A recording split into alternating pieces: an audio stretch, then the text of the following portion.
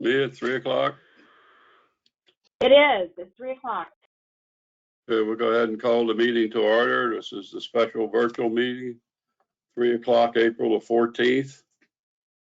I have a little announcement to read before we start the meeting, actually.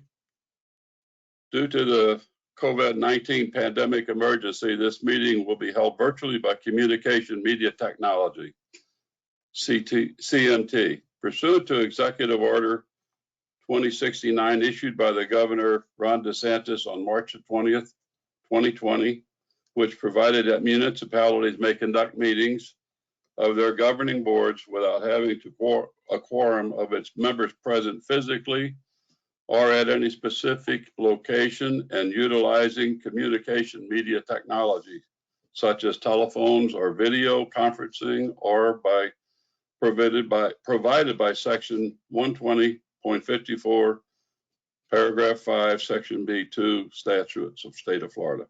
Special instructions for the public to attend and provide public comments during this meeting were attached to the agenda for this meeting and were posted outside of City Hall and can be found on the city's official website at www.cityofcapecanaveral.org, where city council agendas are published under the public records Laserfish web link. The procedures for the public comment will be explained shortly. This is a special meeting, so no business other than what is stated on the agenda will be enacted by the council at this meeting. So we're going to go into our meeting now, and we'll have the Pledge of Allegiance. Normally at the meeting, we have somebody lead it, and I think I would still carry on that procedure. And I'd like to ask Ms. Kellum to have us on the Pledge of Allegiance, please. And then we'll go to our special meeting, roll call, and so forth. Okay. Mickey? Mickey needs to unmute.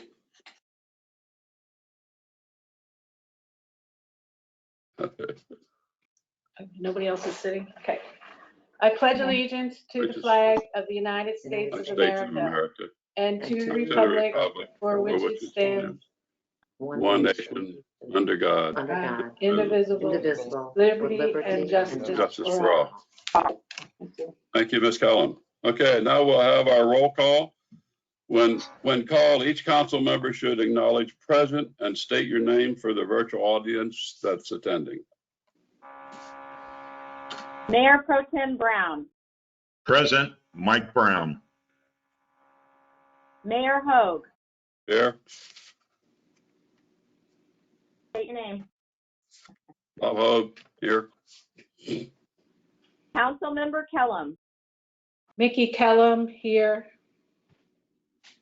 Councilmember Morrison.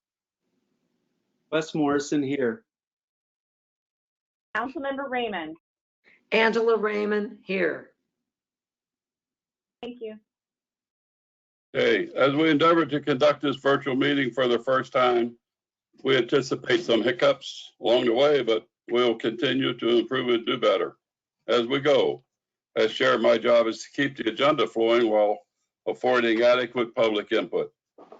Before we get started, I would like to mention that if you're listening by phone, you will not be able to provide public comment live by telephone. You can only listen. However, there's an alternative way to provide written comments stated in the agenda. And if you want to provide a live audio comment, you need to do so by the webinar link shown on this agenda. There are additional instructions in the agenda about how to raise your hand to speak for appropriate times during the meeting and when you are in the webinar. For the meeting to run efficiently, we should not talk over each other. Here are some guidelines. Either the city attorney or I will introduce each item, after which I will call for council member by name and by alphabetical order to make their comments, and I shall speak last.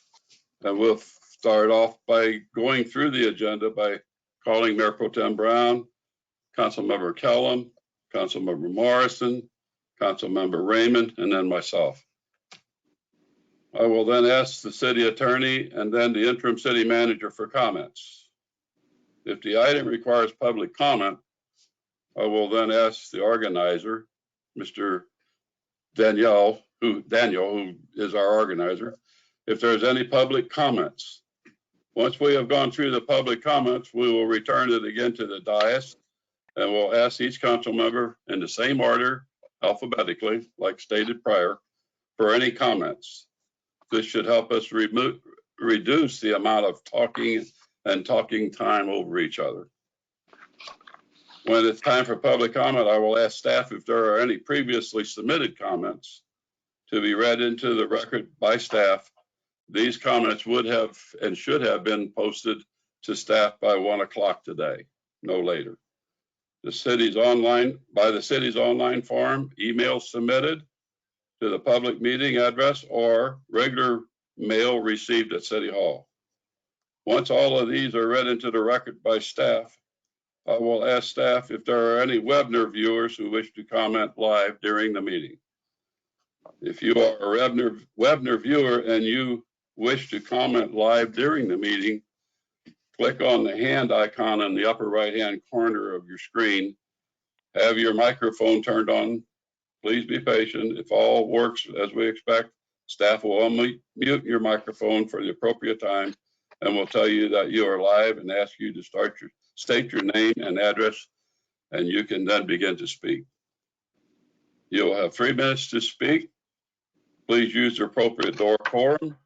Council can then respond to your comment, and we will move on to the next commentator until all have been heard.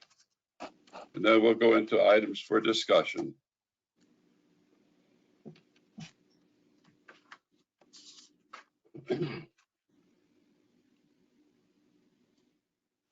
We're going to have the familiarization of the webinar, no action or public comments going to be required there. And then we'll have our resolution 2020-19. Public comments will be or can be heard at that time. Confirming and extending the COV declaration emergency approved by the mayor on March 16th, affirming and ratifying mayor's supplemental emergency orders number 1, temporarily rolling time periods, processing, development permitting, applications. Number 2, temporarily allowing use of feather flags and snipe signs by businesses. Number 3, temporary beach restrictions and amending use of feather flags, snipe signs, and to essential services, businesses only, affirming and ratifying the city manager's emergency number 1, prohibiting the use of public beach and in parking spaces within the city rights of way for beach access, providing for the future termination of the emergency by the city council at a later date, providing a repeal of prior inconsistent resolutions and severabilities. And then we'll go into our public participation, staff, and previously submitted comments and so forth. Staff are the only online comments who have indicated they will like to speak.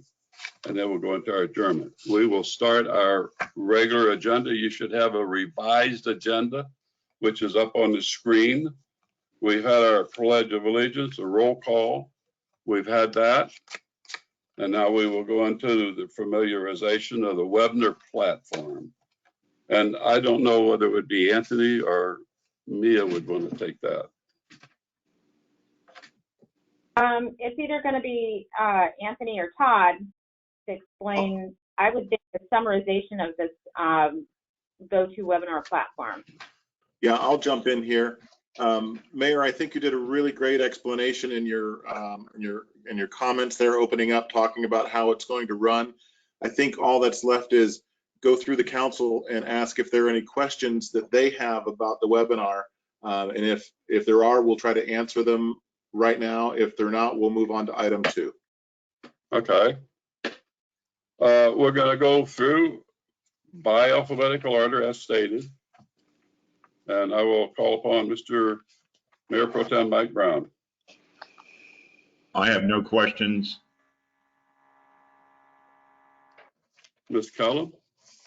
I have no questions. I think it's awesome that we all can meet like this now. Oh, am I muted or unmuted? No, you're on. We can hear. Okay. And thank you to the staff for getting us all together. This is important for us to share our comments with each other and the citizens. So thank you, and I don't have any questions. It's amazing how this is working. Thank you. Councilman Morrison. Wes. Yes, sir. Thank you, Mr. Mayor. I have no questions. And yes, thanks to everyone for working hard to give us this capability. Thank you. Ms. Raymond, Councilmember Raymond. No questions. Thank you. I think I have had all of my questions answered in the last 2 days. Thank you. I have nothing. I've been through it a couple times, so we're good. I think it's great that in these kind of cases, we can get together and do public business. And of course, it's better when we're together as a group and we have public present, but at least we are taking care of business that needs to be taken care of. So I applaud the staff for getting this put together. It's great. And I know other cities are just trying to get this started. So I think we're a little ahead of the curve. It's great. I'd like to put the thank you out there personally to Daniel and Todd and to Mia for putting all this together. Thanks. And if anybody doesn't have anything to add, we'll move on to item 2. Hearing nothing, we're gonna go to resolution 2020-09. Mr. Anthony Organese. Okay, resolution number 2020-09, a resolution of the City Council of the City of Cape Canaveral, Florida, confirming and extending the COVID-19 declaration of civil emergency approved by the mayor on March 16, 2020, affirming and ratifying the mayor's supplemental emergency orders number 1, temporarily tolling time periods for processing development permit applications, number 2, temporarily allowing use of feather flags and snipe signs by businesses, and number 3, temporary beach use restrictions and amending use of feather flags and snipe signs to essential service businesses only, affirming and ratifying the city manager's emergency order number 1, prohibiting the use of the public beach and parking spaces within the city rights-of-way for beach access, providing for the future termination of the civil emergency by the city council at a later date, providing for repeal of prior inconsistent resolutions, severability, and an effective date. As the title indicates, the mayor exercising the powers vested in him by city code declared a COVID-19 state of civil emergency based on the state, presidential, and county declarations of emergency. So that determined declaration by the mayor is subject to the city council's review pursuant to the city code. Under the city code, the city council reviews the mayor's declaration and affirms and ratifies it, or doesn't if the council doesn't think a civil emergency doesn't exist, which is hard to imagine under the current circumstances. But the resolution is subject to review. After the mayor issued his declaration, several issues came up. And the mayor, exercising the authority vested in him by the code, also adopted some supplemental emergency orders to address the issues that are stated in the title. In addition, the city manager, in coordination with the emergency management team for the county, had to address public beach parking. All of the municipalities along the beach and the county and the Port Authority had to address the beach parking issue due to potential crowds that were gathering on county beaches. So that issue was addressed by the city manager. Everything that I've just said, all of the above, is subject to the review of the city council, and that's what this resolution presents to the council. Thank you, sir. Okay, council, I'm opening it up to Mr. Mayor Pro Tem Brown. You're commenting first, sir. Okay, thank you, Mayor. I appreciate everything that the staff has done in reference to this. I totally agree with the feathers. I've had numerous people or businesses in the community contact me about they want the citizens and the people that are coming to our city or passing through our city to let them know that they are open and they are in need of revenue. I think this is important reference to Feathers, that so the citizens can be aware, because if we can let the people be aware of what's going on and that there are options for them, that is very important. As far as the beach, I think the city of Cape Canaveral and our ordinance reference the beaches. I've been to the beaches numerous times, and every time I've been there, I've noticed that the citizens are abiding by the distancing and the social platforms that have been set. I am totally in favor of leaving the beaches as we are right now, and also as far as the feathers and the snipes, that we leave those in effect also. I think this this ordinance needs to be passed as written, and I support staff and all the councilmen for their endeavor. Thank you. Okay, Ms. Kellum. Thank you, Mr. Mayor. I just have a few issues or questions. As far as this ordinance goes, now that we have the ability to meet, thanks to the staff, I think that we could change or add or amend this resolution to maybe add a weekly meeting that we all could get together to discuss issues that come up, and do the business of the city now that we have the technology to do that, and kind of take some of the burden from Todd, you know, being we are the elected officials that for the city. And the staff has worked hard to make this work. So I think that if we could amend the resolution to add maybe a weekly meeting until we get to the end of this this emergency. I think I would like to take care of the business of the city, and then the parking one.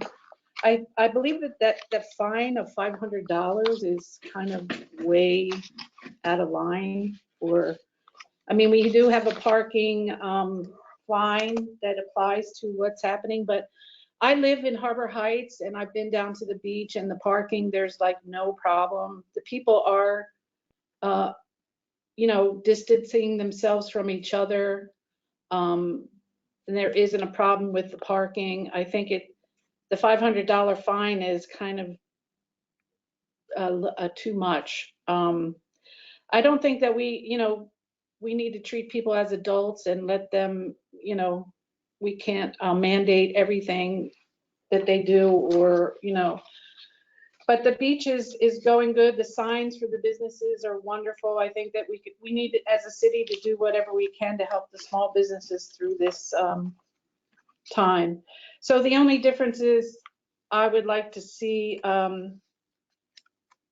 is the amending it that we could have a weekly meeting. And then I did have a question about the ordinance, or I mean the resolution in the state statute says, if you look at 252-38 down at number 5, I believe it is, it says to request state assistance or evoke emergency related mutual aid assistance by declaring a state of local emergency in the event of emergency of a political subdivision. The duration of each state of emergency declared is limited to 7 days.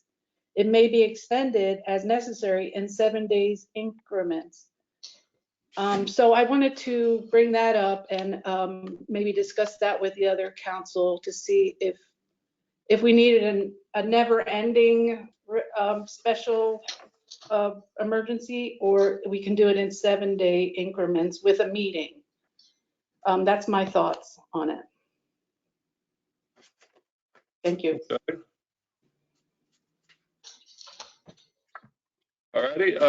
I guess Mr. Morrison will go on, and then we'll come back and maybe discuss some of the questions that everybody puts out. But go ahead, Wes, and put your take on what we're doing on the declaration. Thank you, Mr. Mayor. Thank you. And so, yeah, the declaration, my questions are, and I did have a question to clarify on Councilmember Kellum's points, but I've got a note, so I'm going to come back to that. But the declaration in itself, I guess the general question is, in the ordinance is 18.2. I haven't had a chance to talk with the council, and Mayor, I mean, you, I believe, signed this. One of my questions is why did you sign the ordinance? Why wasn't council involved in declaring this emergency per the ordinances? I don't know if that's a question for you, Mayor, or for someone else, but I wanted to ask that. And Good question. the reason I asked, I mean, it says that in the ordinances that council, under section 18.2, the city council shall have the right to declare a civil emergency by resolution. In the event a meeting of the city council cannot be convened to declare a civil emergency in a timely manner, the mayor, or in the absence of the mayor, the city manager have the right to declare a civil emergency, provided the declaration is in writing. And so that kind of priority was laid out. I think this was passed back in 2003, and amended it was section, and that was one that I think if your format that you want to run is, we'll come back to that, but it's referencing section 18.2 of the ordinances. The next one is, and I think this might have tied into what Councilmember Kellum was saying about the meeting. I do think that when we look at these, this situation, COVID-19 is certainly impacting certain parts of the world and the country in different ways. I am very proud and happy of what we've done here in Cape Canaveral. I think that we haven't been too restrictive in many respects, but we've been taking the approach of day to day, keeping a close eye on things under this emergency. And I want to thank the mayor and the city manager and attorney and all of staff who's been involved through this process. But when I look at this civil emergency, and when we look at the definitions of a civil emergency, it's a global issue. I mean, the world is essentially under an emergency right now. Our nation, obviously, our state declared, and then the county, I think, is what really encompassed us. When we see the types of events, typhoons, tornadoes, natural disasters, the definitions in our ordinances lay out some of these events that result in death. Calamity would probably be the closest to this, man-made calamity, as it says, biological issues. And I certainly think that this virus, I think we have one case here in the city, but who knows where it would have been had we not taken the actions and the steps that we've taken. But when I think about the second part of that, is when you think about tornadoes, fires, things blowing up, these are hurricanes, which we're all very well aware of.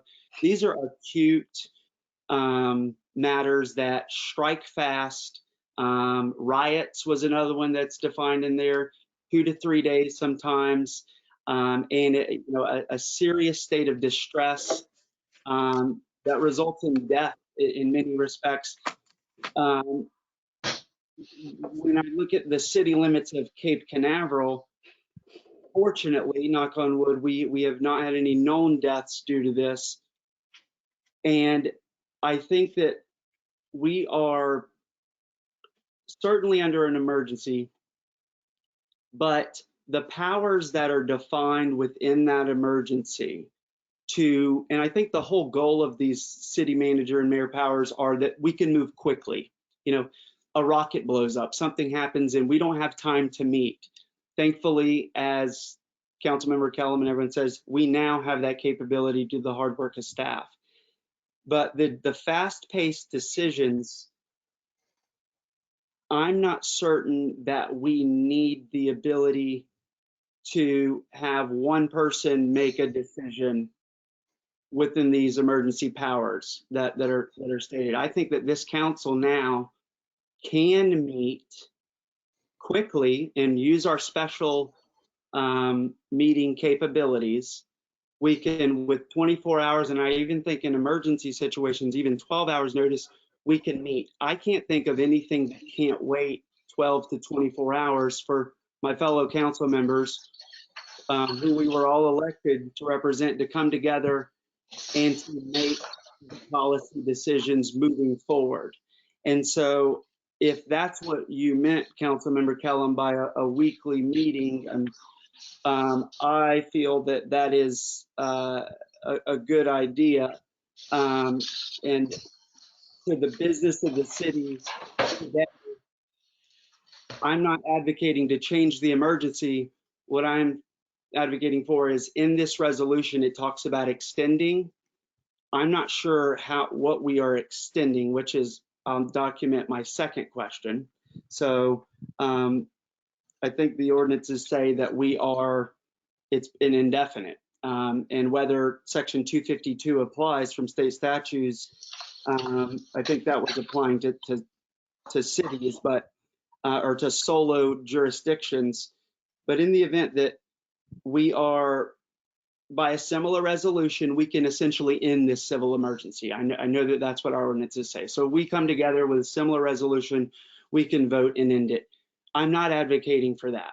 I am advocating that within the manager powers, those were designed for catastrophe in a very short time period.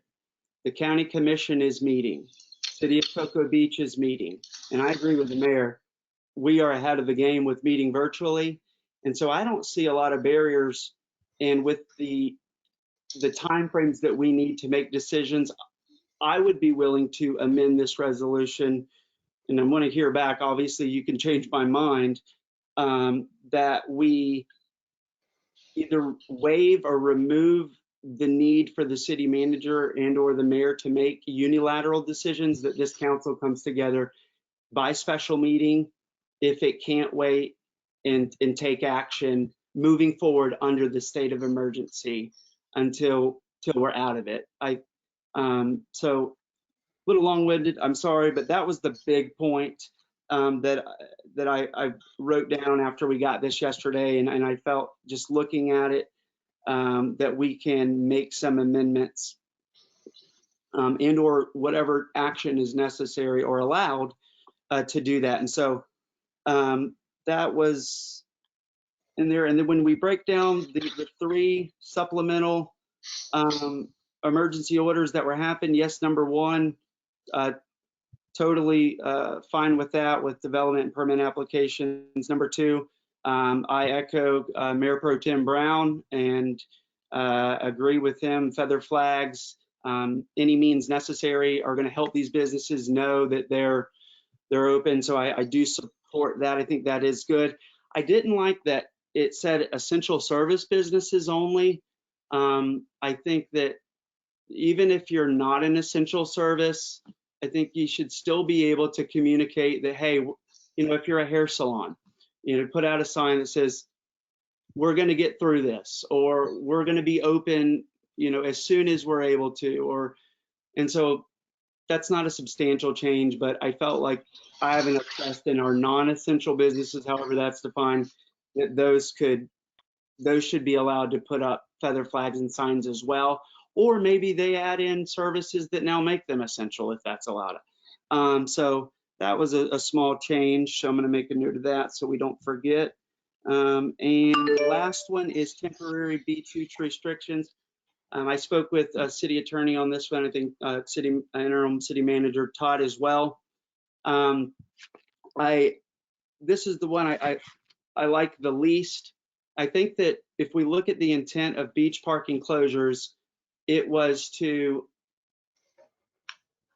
prevent cars from obviously parking at the beach, but I think people from out of the city limits who would be coming here as prime spring break time, I think that was a big fear. They had some stay-at-home orders over there in the Orange County and Osceola County or similar, orders there, very restrictive, and we had feared that they were going to come here. And so with that closing of the parking, I agree with everything I've heard today. I've walked out, I've taken videos on the beach, and very much appreciate the reports we're getting. It seems like our citizens are respecting social distancing, but the idea that if somebody's going to park here, first line of defense are the barricades. I mean, those are better than any sign we could ever write up. That is explicitly saying beach parking is closed. And so then after that, if somebody has the audacity to maybe wedge into where one of them had blown down, or we had some windy days and I know the barricades or somebody had parked, at that point, we are thankfully using, I think, education and awareness as an approach, which I appreciate too. And our deputies are out there. It to me is, if we find out that that parking spot is being used by somebody who's at the beach, I hope at that point we go out and we say, give it an effort to at least stand over the crossover and see if anyone's out there and say, hey, if this is your car, you need to move it. And if not, I think that the penalty with plenty of force is our ability to tow. I mean, that I can't imagine anyone saying, hey, if you don't move your vehicle, you're going to be towed, them not immediately going and moving their vehicle. And then when we add in on top of that a $500 fine, I think that is excessive. And so I would like to get that back to what I believe is what the fines from 30 something dollars was in a fine. Me and the city attorney had talked about this, and I do think that is applicable to this. When we look at the city manager powers, thank you for pulling that up, where it says that Cape Canaveral Code sections 18.6 and 115 down at the bottom is set at $500. First of all, it says may be up to or a maximum of 500, and so we maxed it out and put it at its highest rate. And I think if we just stick to our ability to tow, that is enough stick, if you will, and penalty to adequately handle it. And frankly, when I read section 115 of the ordinances, I do not believe that we really need to do anything, because it says that the $500 up to $500 where there is no other penalty or fine. And I probably misquoted that, but we have a fine. I know that I think it's in the belief of the staff that it doesn't apply to this emergency, but even if it did apply, I think it's excessive. And so I'm for amending that as well. And that, Mr. Mayor, concludes my points. Thank you.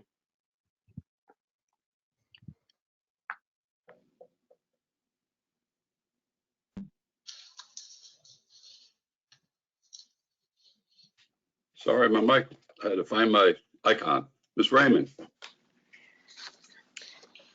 I agree with the emergency proclamation from the mayor.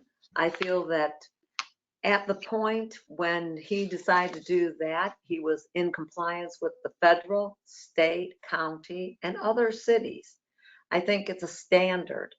I think one of the reasons why it was done was to keep our residents safe and secure, and also to ensure our staff the ability to be able to work at home and to be able to take extra precautions here if they do decide to come to City Hall. I like the non-parking at the beach. I think it was a good idea. I also see that coming over the bridge into Cape Canaveral, there is a sign that says beaches are closed and closed parking. I think that's also a good idea. I think non-residents need to take it very seriously, because I think this way, with non-residents not being able to park at the beach, most of them will not come to the beach.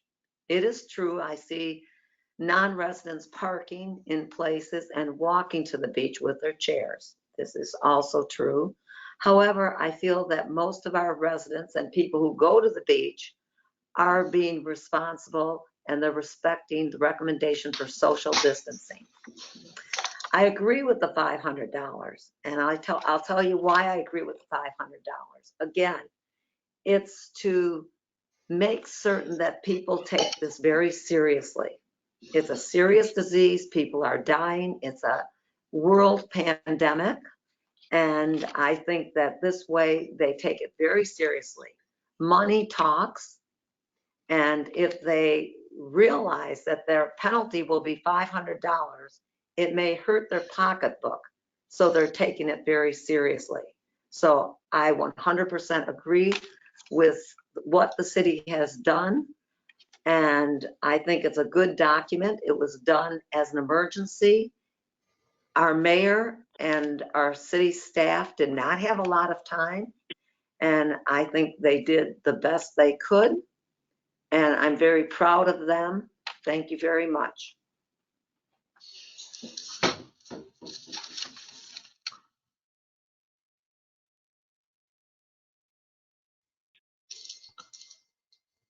Mayor, we can't hear you.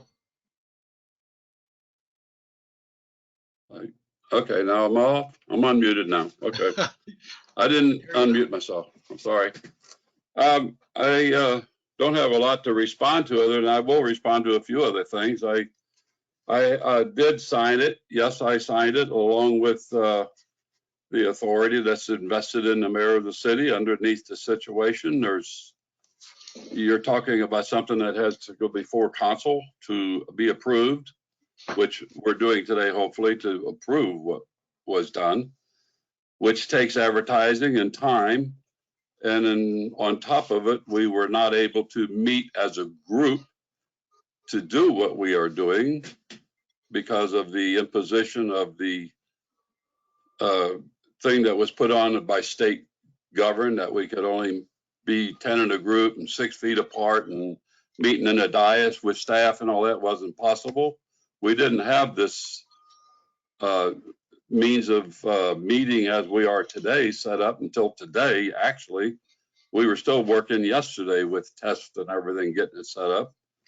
So we didn't really have the time. So the power of the mayor signing a declaration was done all over the state of Florida. I just didn't do it myself. It was done with a statute that backs it up. And if we would have waited till we could meet, we'd be only doing it today.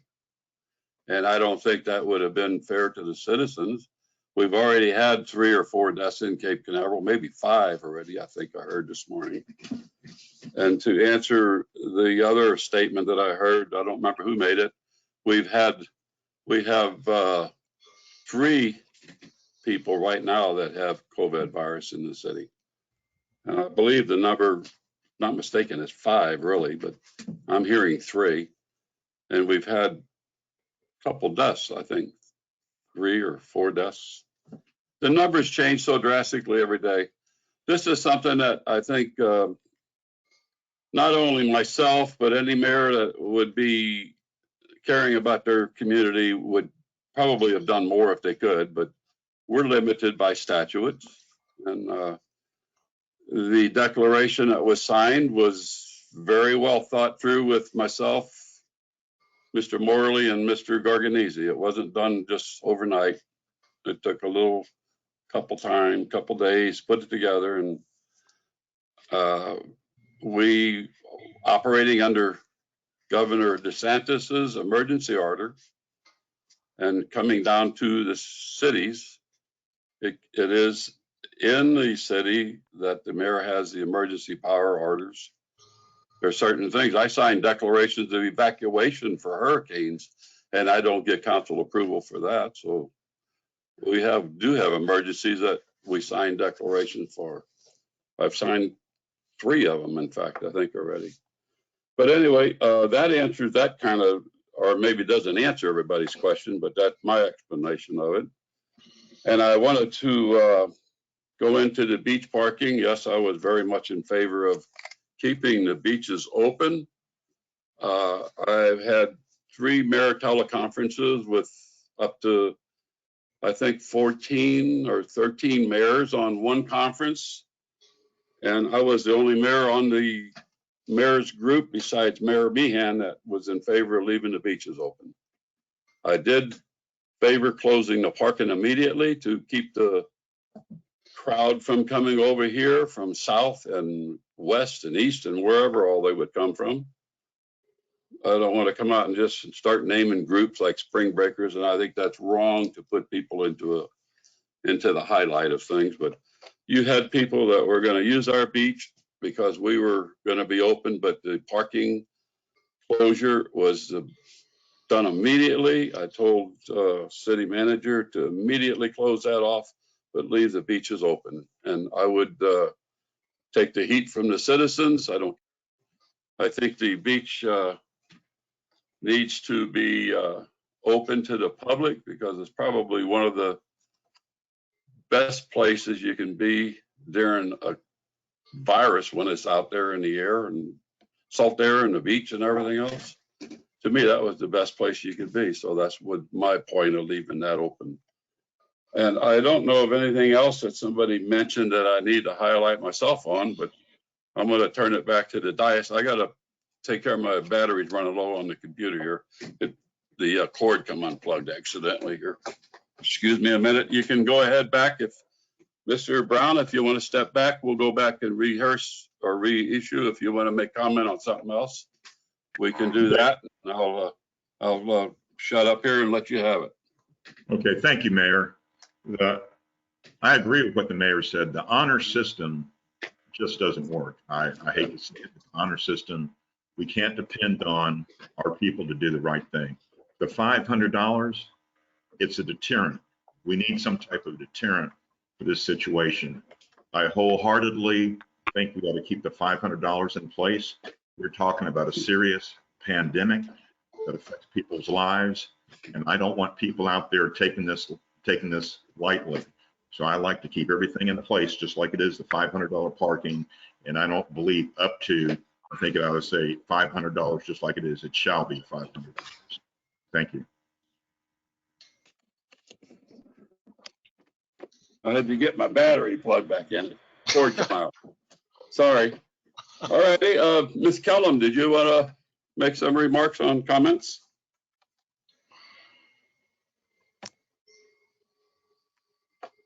I think she's off mute.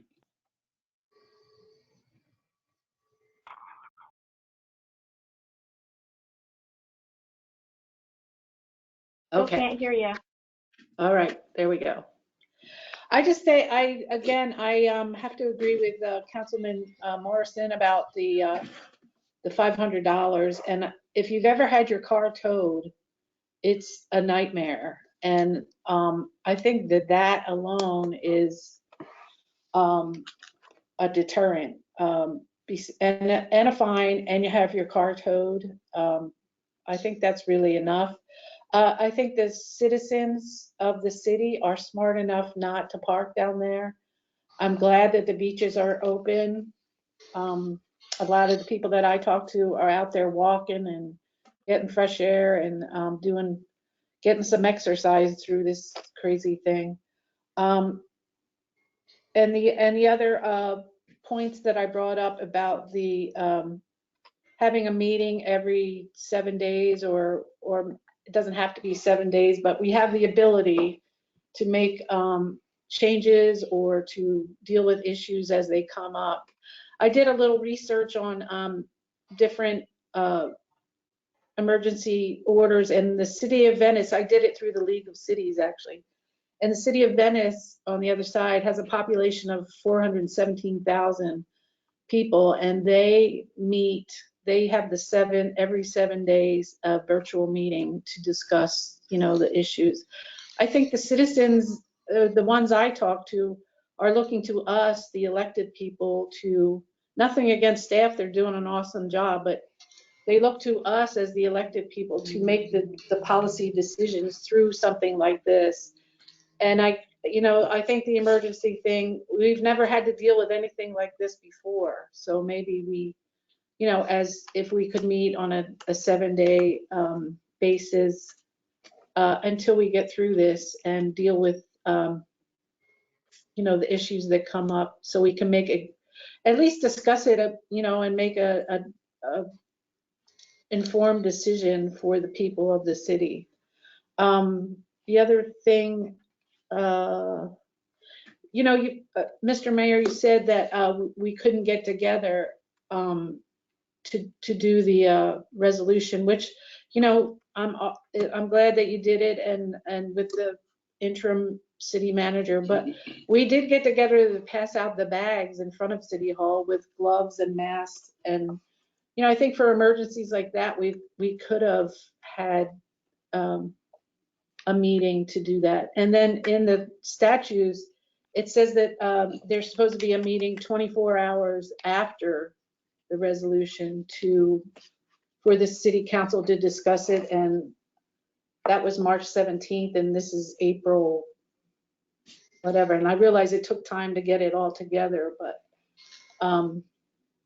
I think that if we had worn masks and gloves, we could have, or even had a conference call on this resolution. But, I understand you had to do what's best for the citizens, and I appreciate that. But then we're on a learning curve now to hopefully never have to deal with the coronavirus again. But that's just my thoughts on it. Thank you. Mr. Morrison. Thank you, Mr. Mayor.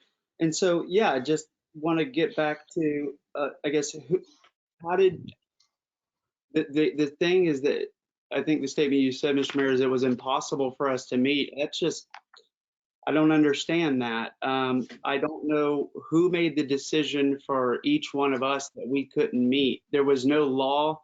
I mean, the county was meeting, City of Cocoa Beach was meeting. I agree with calling the emergency. I think you made the right call, Mayor, and I fully support this council. But our ordinances are, in plain language, very clear. It says that the council, there's a priority, it's council first. So my question is, why was I not given the opportunity to meet? Who made that decision for this council that we could not meet? If we don't follow the process, I think that the intent there was that we come together, we have a chance to meet. I went back and read the original workshop when this was first brought up in 2003. And my question is, why was the decision made for Mayor Pro Tem Brown, Councilmember Raymond, Councilmember Callum, and me? Maybe they were asked. I was never asked to meet. And that may be the city attorney or interim city manager gave you comfort. Just want to know why we didn't have the chance. And I got a few more questions, but I don't want to lose that, and so we can get that maybe put behind us. Is that something? Do you want me to go through all of them, Mr. Mayor? Well, I can respond to your question there, or your first one, your comment. My recollection of this is Governor DeSantis put out an order, the state statute, and that started the ball downhill of everybody, whatever. I don't recall of any meetings with the county other than they did have a county meeting with 3 people on the dais, 2 people by via telephone, tablets, or however Smith was doing it, and the other one, I don't remember who the other member is, Nardi. They weren't there. The only meeting they had was Mr. Lober was there, and Tobiah and the other Rita Pritchard. Their meetings were all televised because they already had this system basically set up through their IT network. We didn't have that possibility.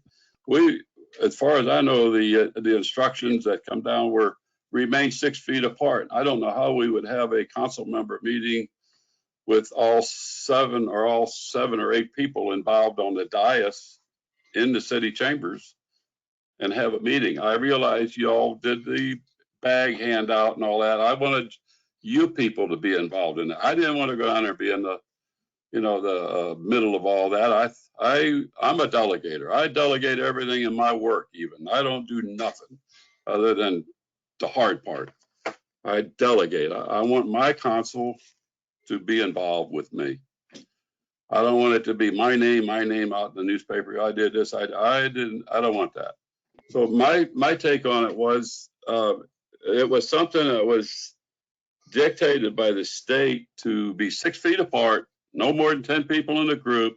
And I kind of find it hard to have a council meeting with those restrictions on us. And I talked with the city manager, our interim city manager, and we got with the attorney, and we worked up what we did. And that was the solution, I would have thought, to get things enacted that we needed to put in place.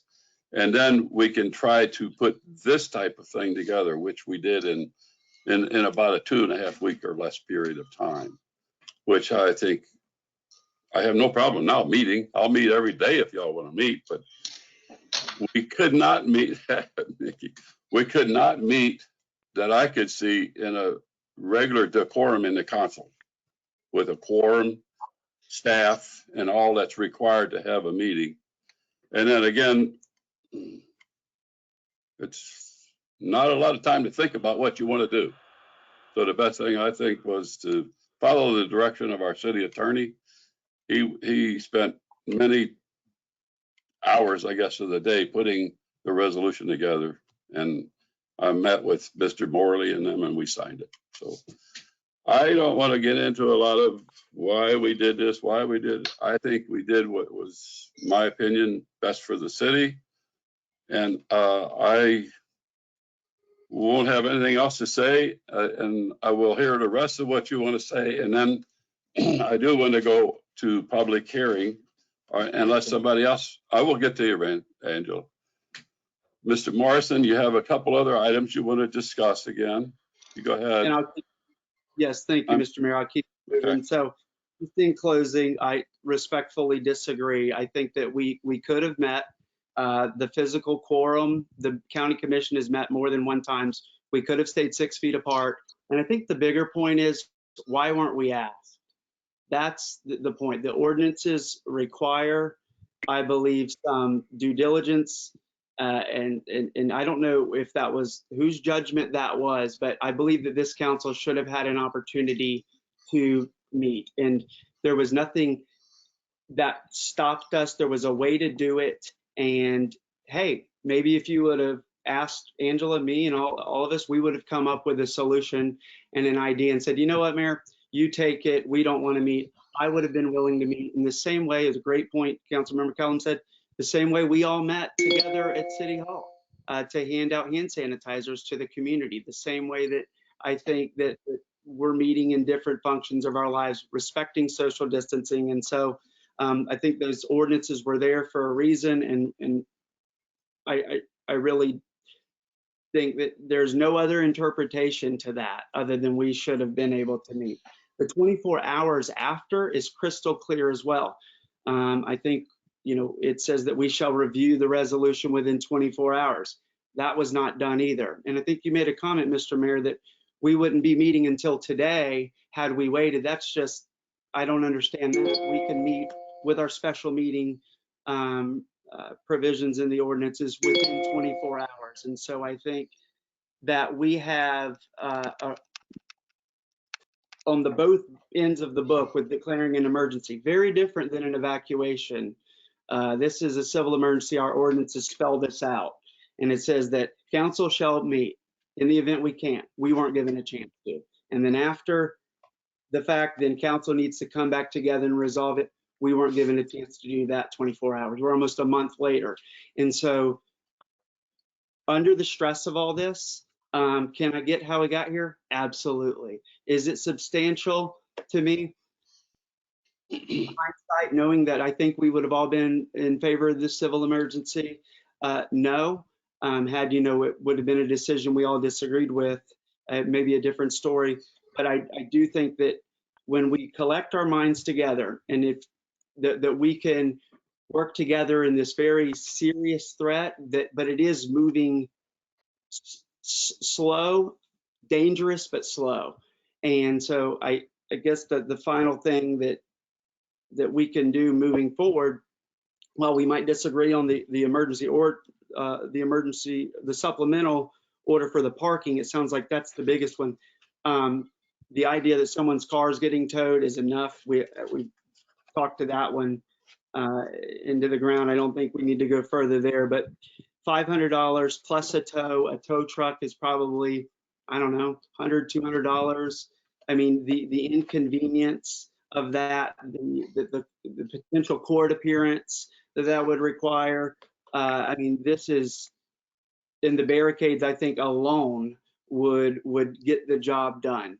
But if we're going to say heavy hammer at $500, even though I believe that if you go back and you look at those ordinances, section 115 says that where there is no other penalty, and we have a penalty in our ordinances. Cocoa Beach did the $500 enforcement as well, but their ordinances are different than ours from my research.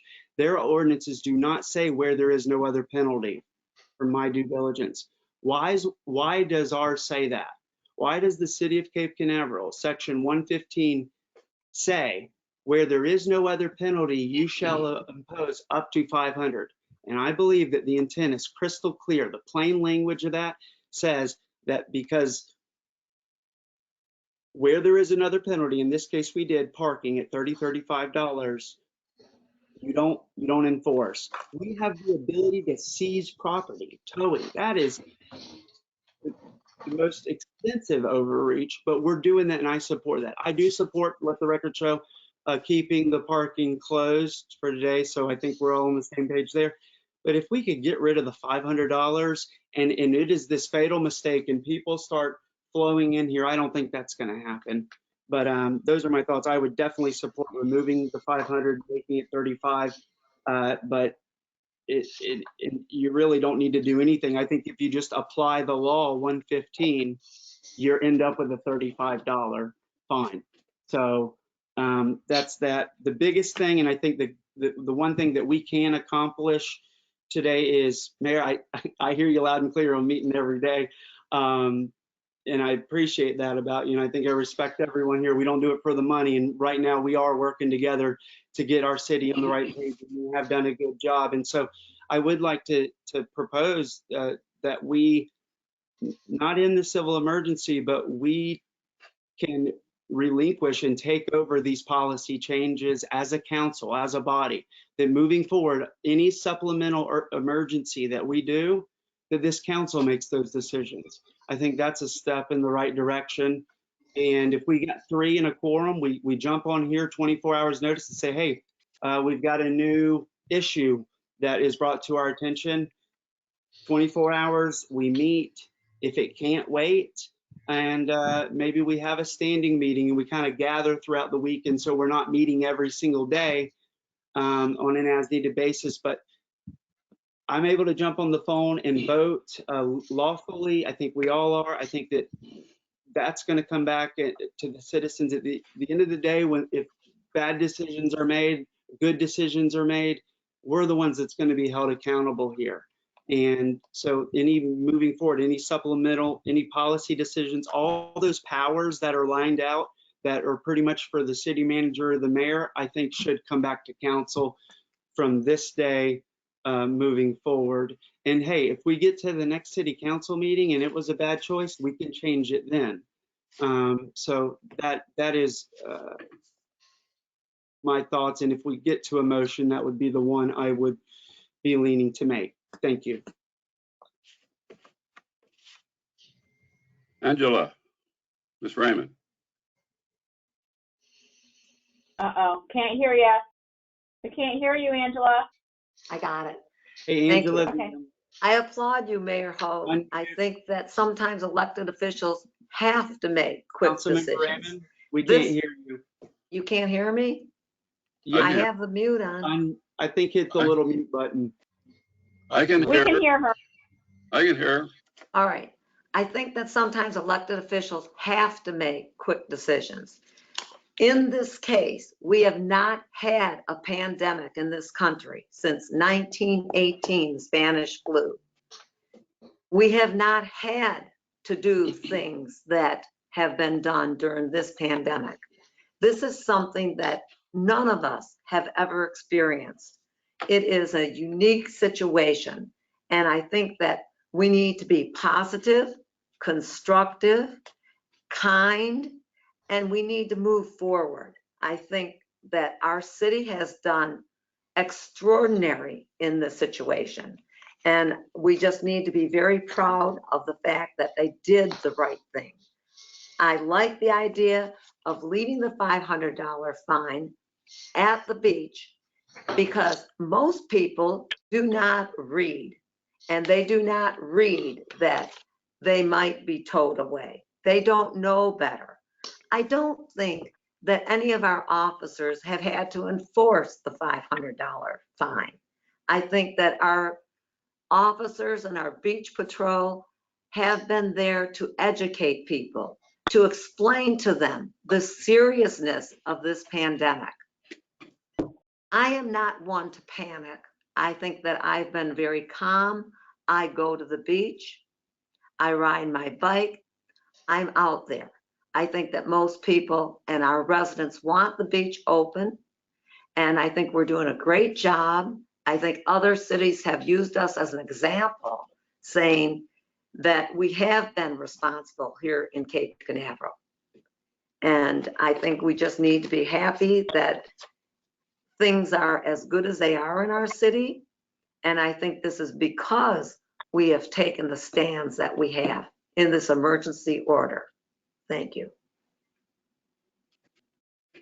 Okay, I don't have any more further comments. Basically, to go back, and I'm not gonna support changing it other than the way it's written as far as the parking, the ordinances. I've witnessed people parking down there behind the barricades. I witnessed people parking along the right-of-ways, and they were educated, not with a ticket, but just by a talking to, and the officer, I was actually there a couple times, they had 4 cars that they were talking to the people. They went down on the beach and got them, and people moved their cars. I didn't see it personally, but I seen barricades moved out of the way and cars parked. So I'm not gonna change anything. I think when we get into these type of things and we start micromanaging our manager, we don't need the manager, we don't need the attorney, we don't need nothing, we'll just do it ourselves. So that's why we have these people, and I'm not a micromanager by any means. I don't believe in micromanaging, and that's about what I'm hearing in some cases, and I'm not going there. So I'm gonna support it just the way it is. I feel like we've done what we've done. It's working, it's helped the city. I don't see anything that was done incorrectly as far as ordinances, state statutes, or whatever. I'm gonna end our discussion, and I'm gonna ask our organizer if we have any people online that have turned in any cards or emails or however they were to contact. Either me or Daniel, whoever's out there supposedly handling the online. Do we have any cards for comment under public discussions? At the time this meeting started, I did not, this is Daniel speaking, sorry. At the time this meeting started, I did not see any submitted comments through the email. Let me check to see if there are any hands raised. Give me one moment, please. I haven't received any email either through public comments. Okay, thank you, Matt. You're welcome. Okay, at this time, I see 2 hands raised. The first one appears to be Natasha Legrone.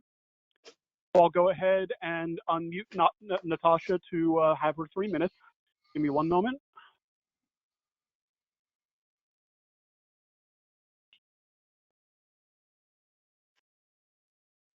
Natasha, if you're there, you can unmute yourself and you can have 3 minutes.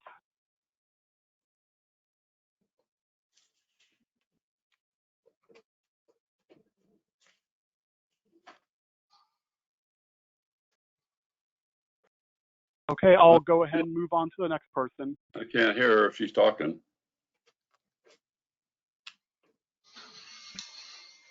She is self-muted at the moment, so I'll go ahead and move on to the next individual. Michael Britt, B-R-I-T-T. You are on. Mr. Britt, you have 3 minutes. Please state your name before you speak.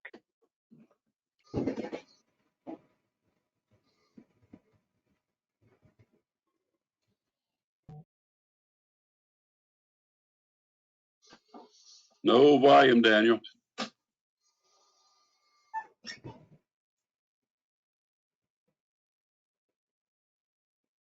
One more time. Are you there, Mr. Britt?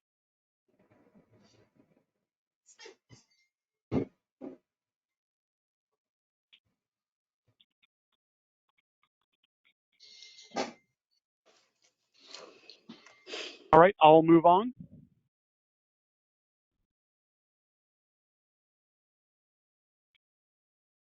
Is that all we had, Daniel? Two cards? I do not see any other hands raised at the moment. So that is Okay. it for, looks like that's it for public participation. Okay, we'll close public participation. We're going to come back to the dais. And our first person, we'll go back to Mayor Pro Tem Brown. I'd like to make a motion, Mayor. Yes, sir. I'd like to make a motion that we accept resolution 2020-09 as written. Okay. We have a motion by Mr. Pro Tem Brown, I second it. and we have a second by Ms. Raymond. I'm going to do something that we got a motion in a second. I want to make a step out of the box a little bit. And I would like to bring Mr. Garganese in on this before we go, so that before we take this vote, maybe he could explain and enlighten a little bit why and how this all took place. Anthony, are you with us? Yeah, no, of course I am. Yeah, well, I didn't know if you had your ears on or not. But, Yeah, okay. I don't know if I have all the answers. I can tell you that, the city historically, the mayor has issued declarations of emergency in between regular council meetings. Granted, those were situations that I recall involving a hurricane. But when you look at the timeline of the situation, on March 14th, the county declared an emergency. To the best of my recollection, the city council meeting for March 17th was canceled, and the mayor signed the emergency declaration on behalf of the city on March 16th, 2 days after the county issued their emergency declaration. The next regular council meeting that's scheduled is the 21st of April.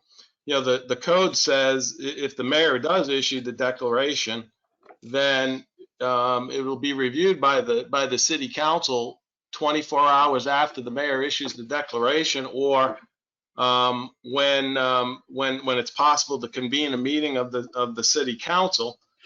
At the time, I recall that local governments were really wrestling with the public safety issues of convening public meetings. And it wasn't until March 20th that the governor actually issued his CMT emergency order, which authorized local governments to conduct communication media technology meetings. And I know I've been working very closely with staff to try to come up with a process to make that work for the city council. And this is the first attempt at it. So, the mayor's declaration, if you put aside the fact that you didn't physically attempt to hold a meeting, this is the first opportunity that the city council technically has to review the declaration approved by the mayor. I'd also add that on April 3rd of this year, the governor's stay-at-home order safer-at-home order went into effect, which basically is told people to stay at home unless you have essential activities or providing essential services to the community.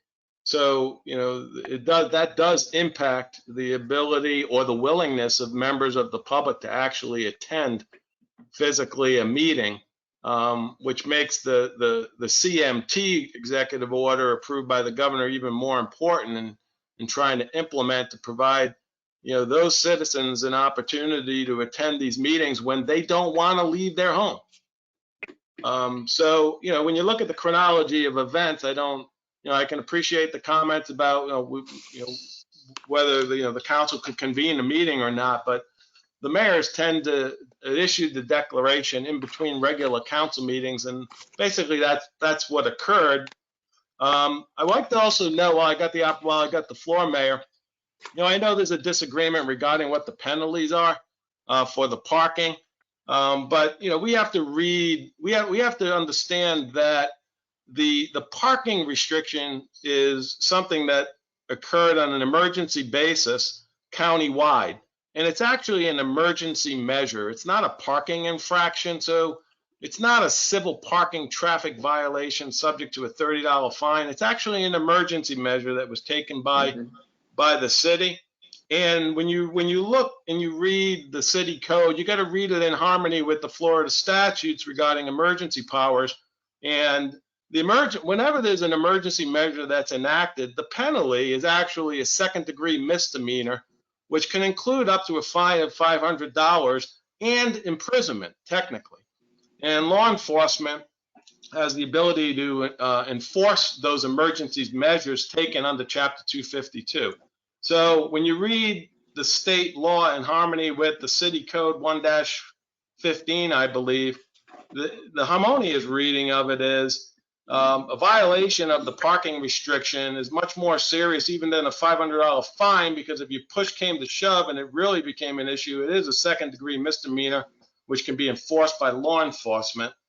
I'd also like to note that there was a comment made about the feather flags, and I know the feather flags and snipe signs, and I know you and the city manager were trying to look for opportunities to help these businesses they're subject to all of these emergency orders coming down from the federal government and the state and the county.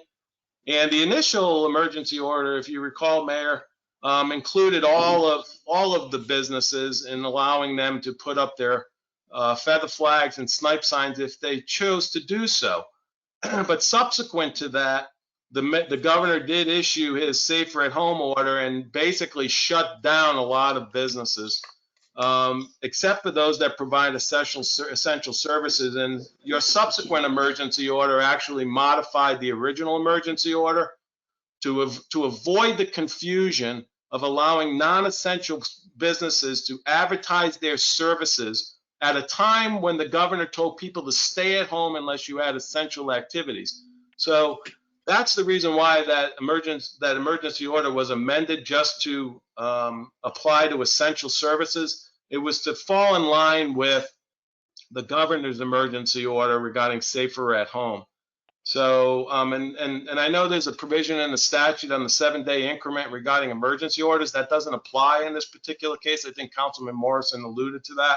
It really only applies when a local government in and of itself, for itself, issues an emergency order for a local emergency only. It doesn't really apply when you're dealing with a situation where the whole state is under a civil emergency. So thanks for the opportunity to provide comments. Thank you, sir.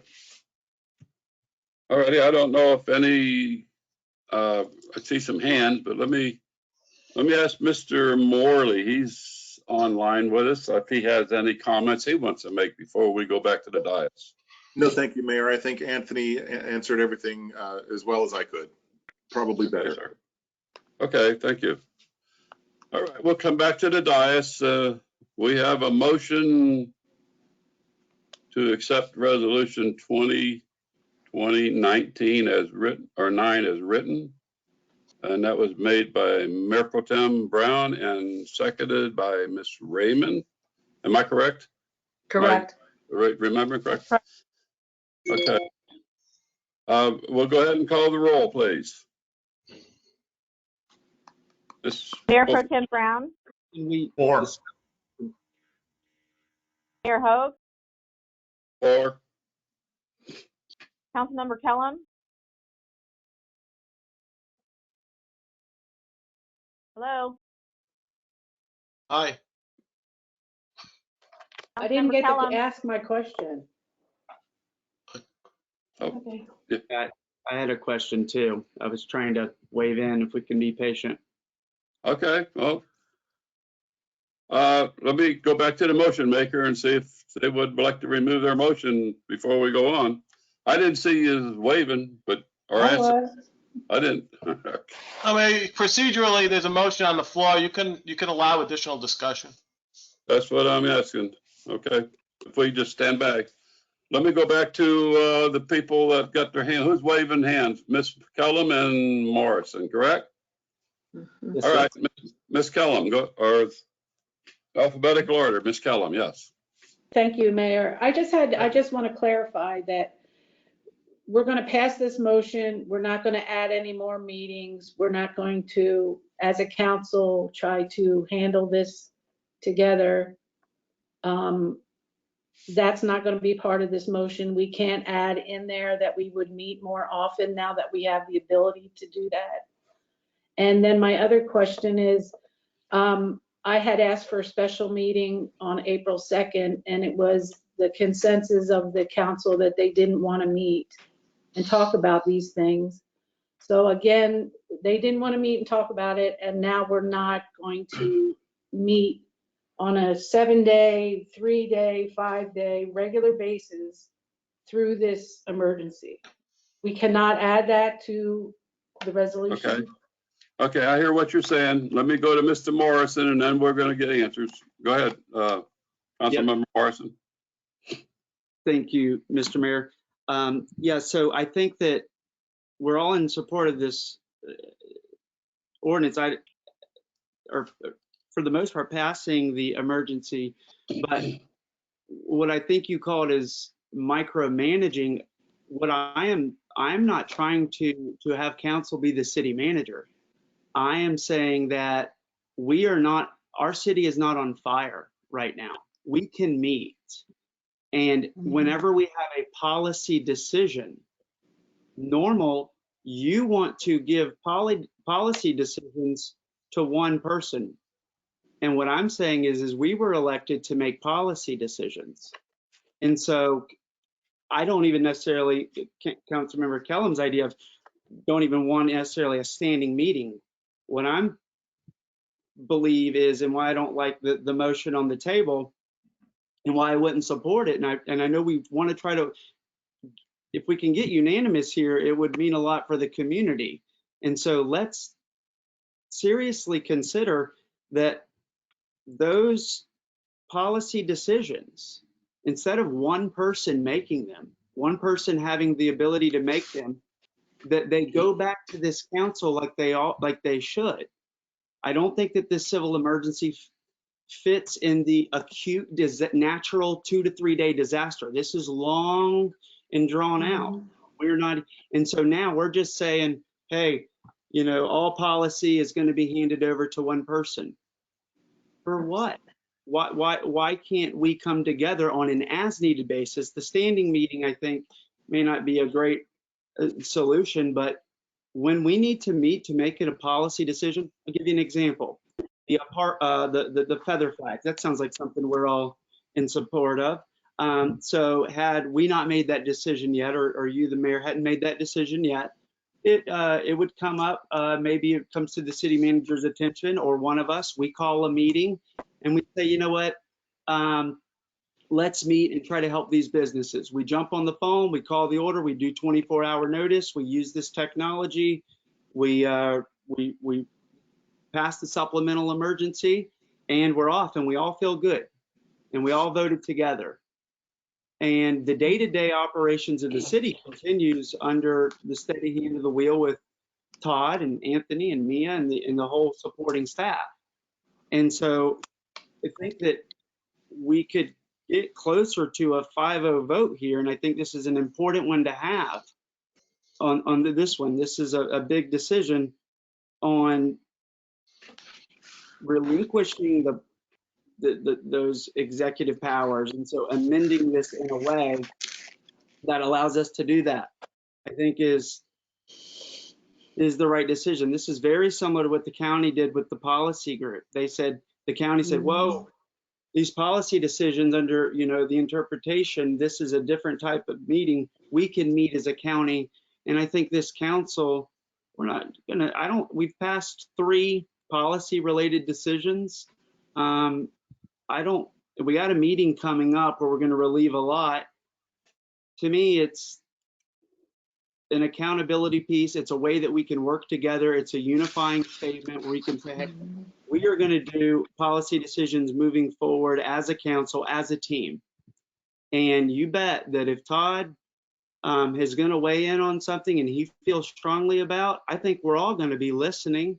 Had he made that decision by himself, I think we all put a heavy weight of value on his judgment with the city, and certainly Anthony and the rest of the team.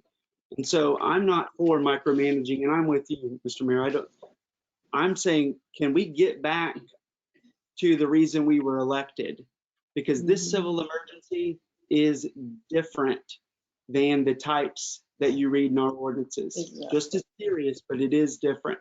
And so I want to be clear on that. I'd hate to walk away and vote against the motion on the table without knowing the clear reason. And so when we need to meet, we meet. I don't think it's going to be a lot. We've done 3 decisions over the past month. That's it. And it just as far as thanks for Anthony to chiming in on that, to say that typically, the city manager, that's just typically the city manager makes or usually however you worded it, that is not what our ordinances say. In 2003, Council Member Jim Morgan spoke up on this, and in the minutes I read where Mr. Morgan said, that he did not like the fact that one person could make that decision. And Treverton came in and Randall's weighed in at the same time and all agreed.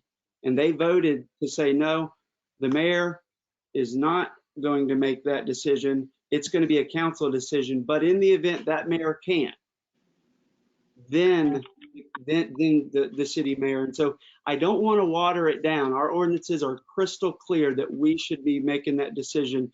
And I don't want it to be in people's heads that this is a usual or a norm or a traditional thing. The declaration powers in there are explicit. The 2003 clearly shows the intent there. And so that was my only reply back to that statement. And really, my ask is to rescind the motion, please, Mayor Pro Tem Brown, and seriously consider that we bring policy decisions back to this council. If we can add that in, we get closer to maybe a 5-0 vote, respecting everyone. So I'd like to ask you a question before I go on to further. The item you were talking about with Mr. Morgan and Treverton and Mr. Randall, what was the item? Do you recall?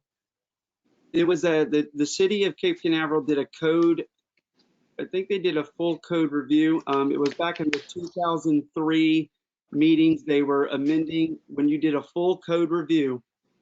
They got to it was writing the first emergency powers. These were all added in. It was a new ordinance that came in, and Anthony was there at the time. Anthony's in the minutes weighing in. I think Todd was building official at the time, and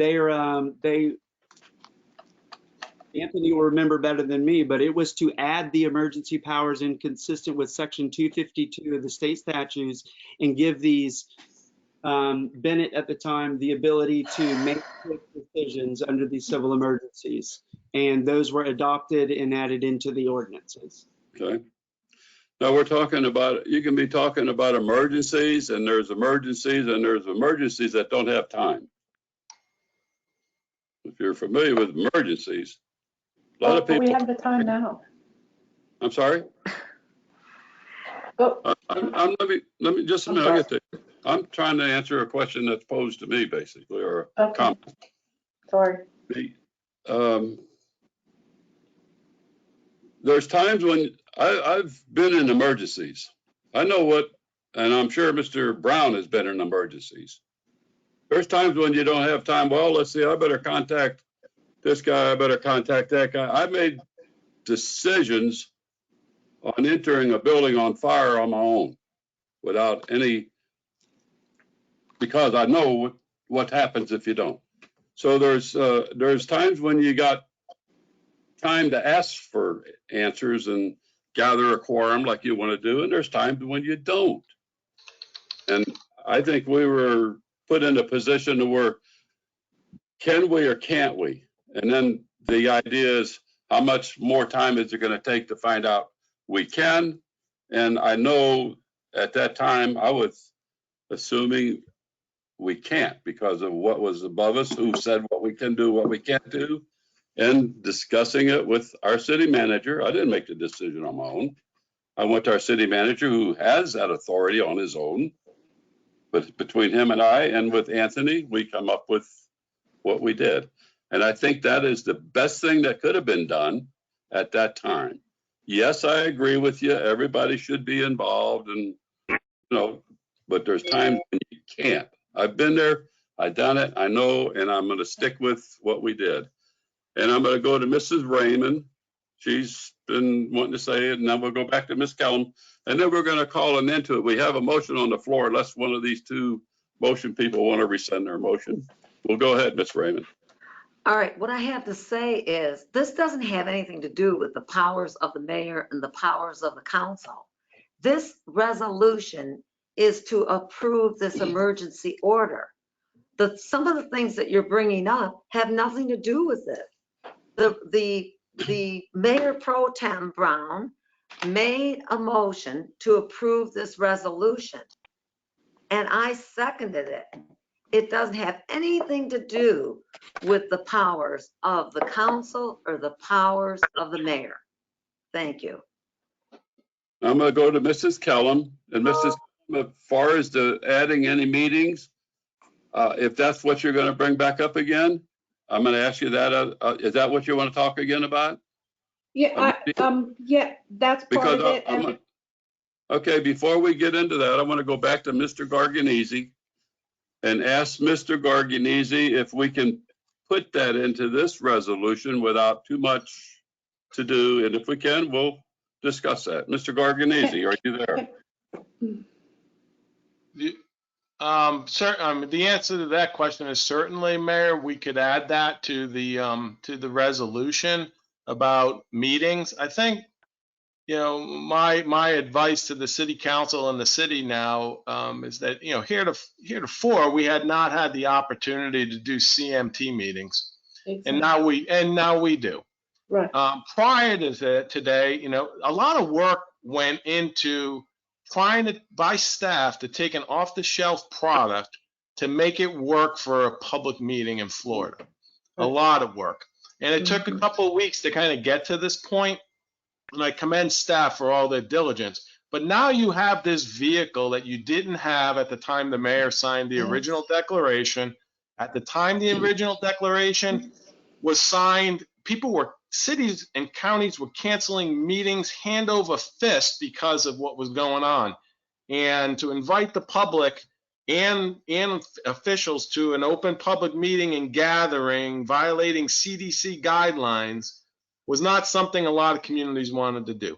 So I just want to, just emphasize that now you have a new vehicle, and the council can chime in much more effectively and conveniently under this emergency now.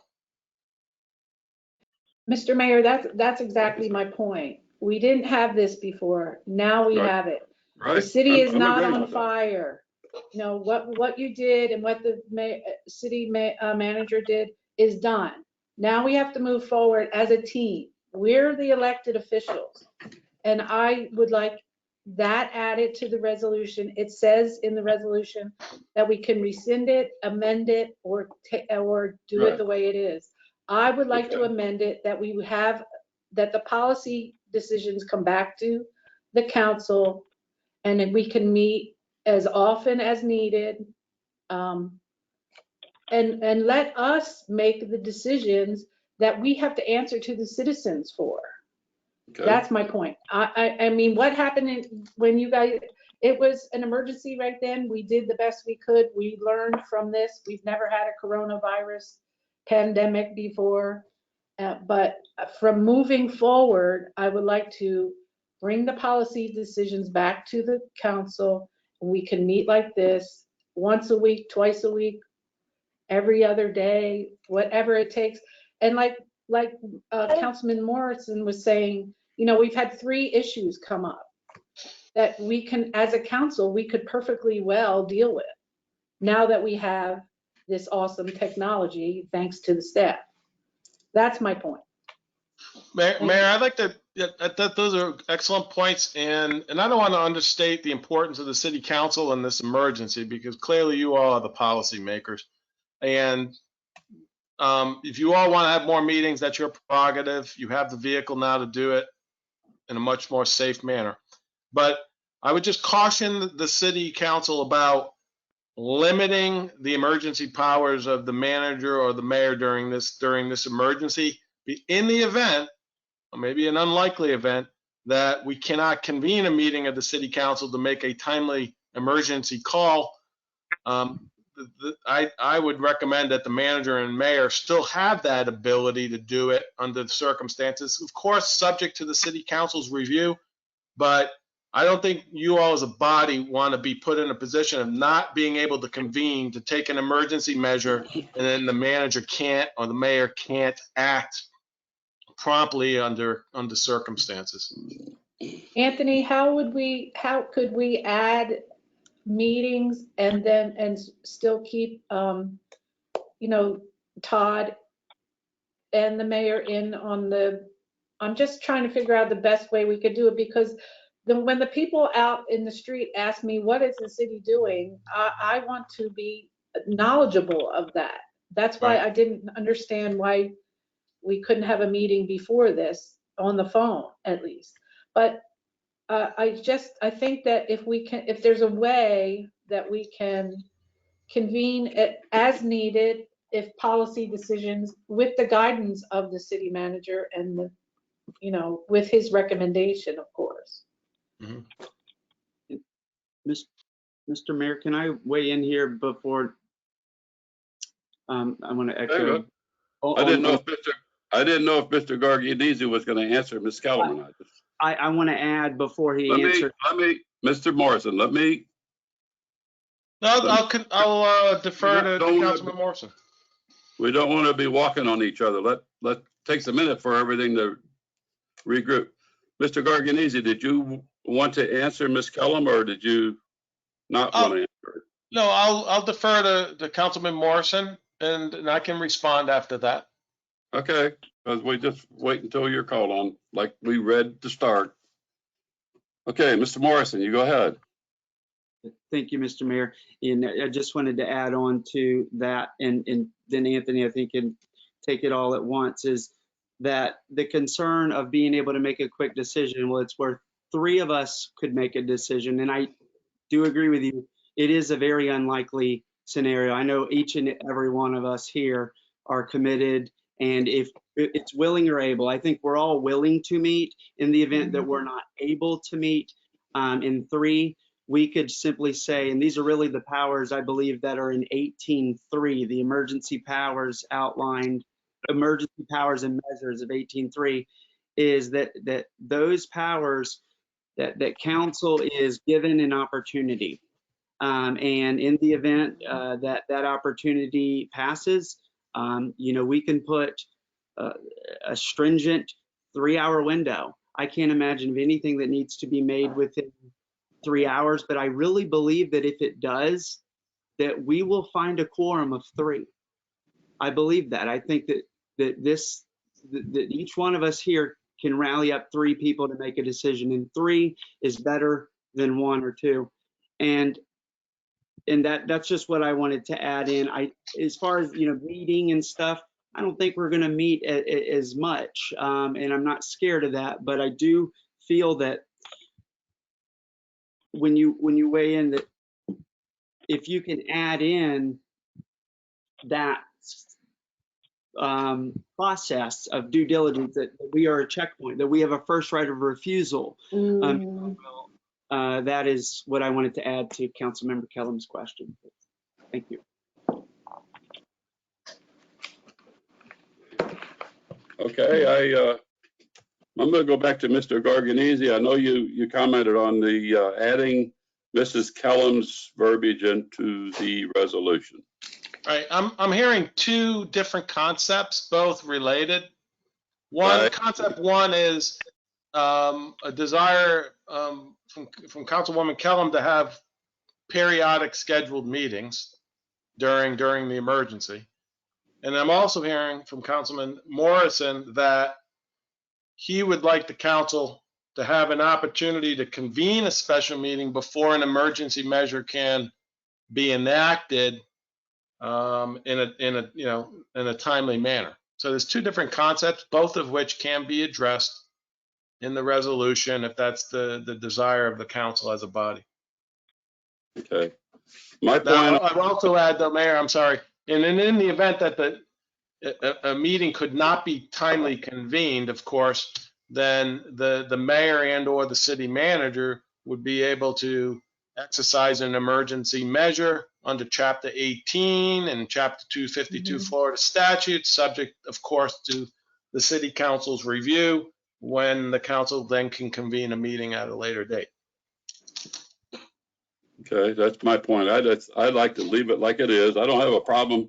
In the past, we have had emergency meetings convening with 3 council members. Me is online, and I don't know, there's sometimes when we had a problem getting 3 people together. And by hook and crook, we managed to drag 3 of us together. But when you don't have time and you want to do away with that point of the city manager having that power, then you're going to have a problem. So I'm going to stand firm on leaving it as it is, and the city quorum as far as 3, if there's time in the eyes of the city manager and the city clerk to put 3 people together for a quorum, yeah, we're going to do it that way. But right now, my opinion, I'm going to leave it the way it is, as it's written. We'll move forward, and we can put something in there for Mrs. Kellum's point of view to have a meeting as, I guess, needed or when we need to. Hopefully we don't have an emergency to have a meeting all the time, but I don't know what we'd meet on other than what staff comes up with that we're unaware of that we would have to have a meeting. But let's move forward, and I see hands raising again. We're going to go by order, Mr. Brown, and then we're going to go back to the motion and see what we'll do with the motion. Mr. Brown, go ahead. Okay. As the way I understand it, it would stay intact except for adding Mrs. Kellum's or Councilman Kellum's addition that we, after the emergency is declared, that we can meet to discuss things. Basically, that's what she's saying. Is that right, Mickey? Yeah, I'm just saying that now that we have the technology to meet, that a policy decision should come to the council first, and we should get a quorum and take care of the policy issues that we need to, now that we have this technology. And I would just like that added to the resolution, and not take Todd out of it and not take the mayors out of it, but let's bring it to the council first. If we can't get a quorum, then it goes to Todd. Okay, I don't know, Anthony, if that's the. It's two roads there you're going on. I don't understand the 2 roads. It's. Well, Anthony. What I'm understanding what you're saying, Mickey, is you want to add a meeting into this resolution. That it should come to the council, because that city's not burning down. We have time now, and we have a way to meet. Okay. I don't know how long it takes to put this together. You'd have to have a resolution to put a meeting together to start with. That's number 1. So I don't know how we would have a meeting on top of without having a resolution. I don't know how that would quite work. But. Anthony, can you help me? Sure. Resolution would not be required to actually hold the meeting. Thank you. But I think, I'm trying to type up some language. I think whenever like an emergency measure or item Yeah. requires, I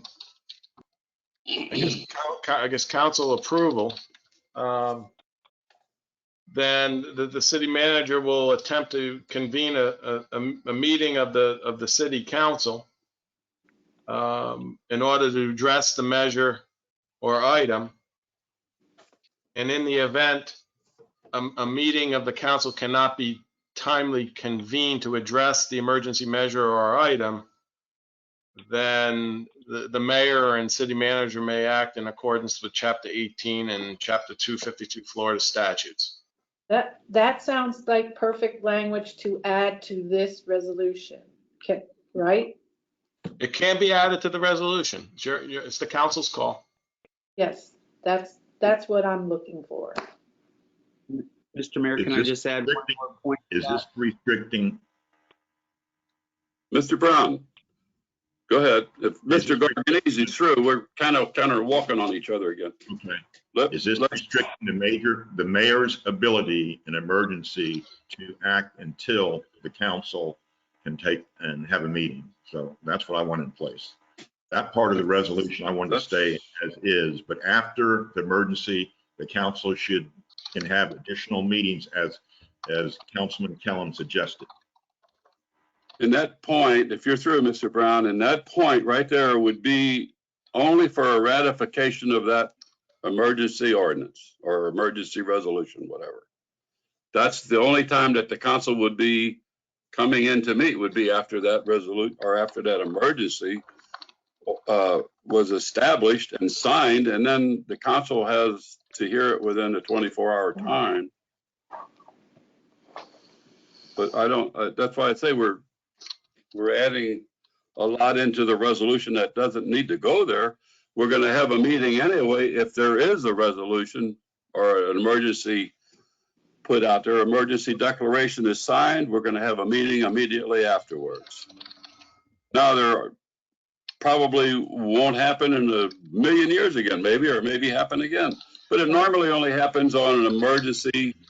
When the governor says, do this to the cities, we have to act immediately. Hurricane evacuation is one of the reasons. This reason here, like Mr. Garganesi stated, everybody was canceling meetings because of this was an unknown thing to the municipalities. And I hope it never happens again, because personally, I haven't had anybody complain to me about what was done. I've had 2 people comment on why we did it, and they thought it was good. Boom. That's the whole thing. That I haven't had anything other than that. A lot about the beach parking. I heard lots about the beach parking and about leaving the beach open. That I heard a lot about. But as far as this emergency declaration, I had nobody beating my brains out for doing it. I've had 2 people ask me about it, and had no problem with it. So okay. I'm asking the question, the same Mr. Brown. Ms. Kellum, back to her. I don't know what we can do to satisfy the situation that you're looking at. That's what the resolution 2020-09 is a COVID-19 declaration of civil emergency. It's not like a hurricane. It's not like a tornado. It's a separate resolution. What I'm saying, and I think Anthony understands what I'm trying to say, is that from this point forward, if there's any issues during this emergency, that it needs to come to the council as far as a policy decision. And then if we can't get a quorum, we can't get together, then the interim city manager makes a decision without the council. But yeah, the council should get the first to be able to say, or talk amongst ourselves and say whether we like this idea or we don't like this idea, if it's good, if it's not good. I mean, I don't see any absolute, like the city hall's on fire, we need to make a decision right now. Through this kind of civil emergency, You know what I'm saying? It's not like a hurricane, like an evacuation, like the streets are flooding. It's not that kind of emergency. Mayor, can I add something? This is Todd. Yes, sir. Go ahead. Sorry for interrupting. I see where Councilmember Callum is going, and I think that can be accommodated in this resolution. Further, I think we're learning something about our code here that we can come back to. And that's section 18-2, and it says the city council shall have the right to declare a civil emergency by resolution. But then it adds, in the event a meeting of the city council cannot be convened to declare a civil emergency in a timely manner, that's when the mayor, or in the absence of the mayor, the city manager, shall have the right to declare a civil emergency. That's an intent statement. The intent is the manager is going to do everything he or she can to call that council meeting together. And right now we have more options than we've ever had because we have this virtual platform. But I can imagine a day perhaps when even that's not there. Perhaps the internet goes down because there's, I don't know, some other crisis. So leaving that language the way it is, the intent of that language is really good. But what I think we can do is to make it even better is we go back into section 18-2 at some point in the future, and we say the city council shall have the right to declare a civil emergency by resolution and subsequent emergency orders, right? I think that's one of the points we're talking about here, and subsequent emergency orders. However, if they cannot be convened as a council, in that case, the mayor or the manager. So we just tweak section 18-2 because the intent of that is really strongly worded, that if we can get the council on these things, we should. And then only if we can't do we go the other way. So I think that's a good lesson learned that we can come back to this council with in the future, sir. Mr. Mayor, Daniel, do you have the ability to put some language up on the screen if I send it to you? It might take me a little bit, but if I can grab it from email, it might take me a little bit, but I'll see what I can do. Oh, well, I can send it to you, but I can read it. It's pretty short. Go ahead and read it, Anthony. Yeah, let me read it. That's probably.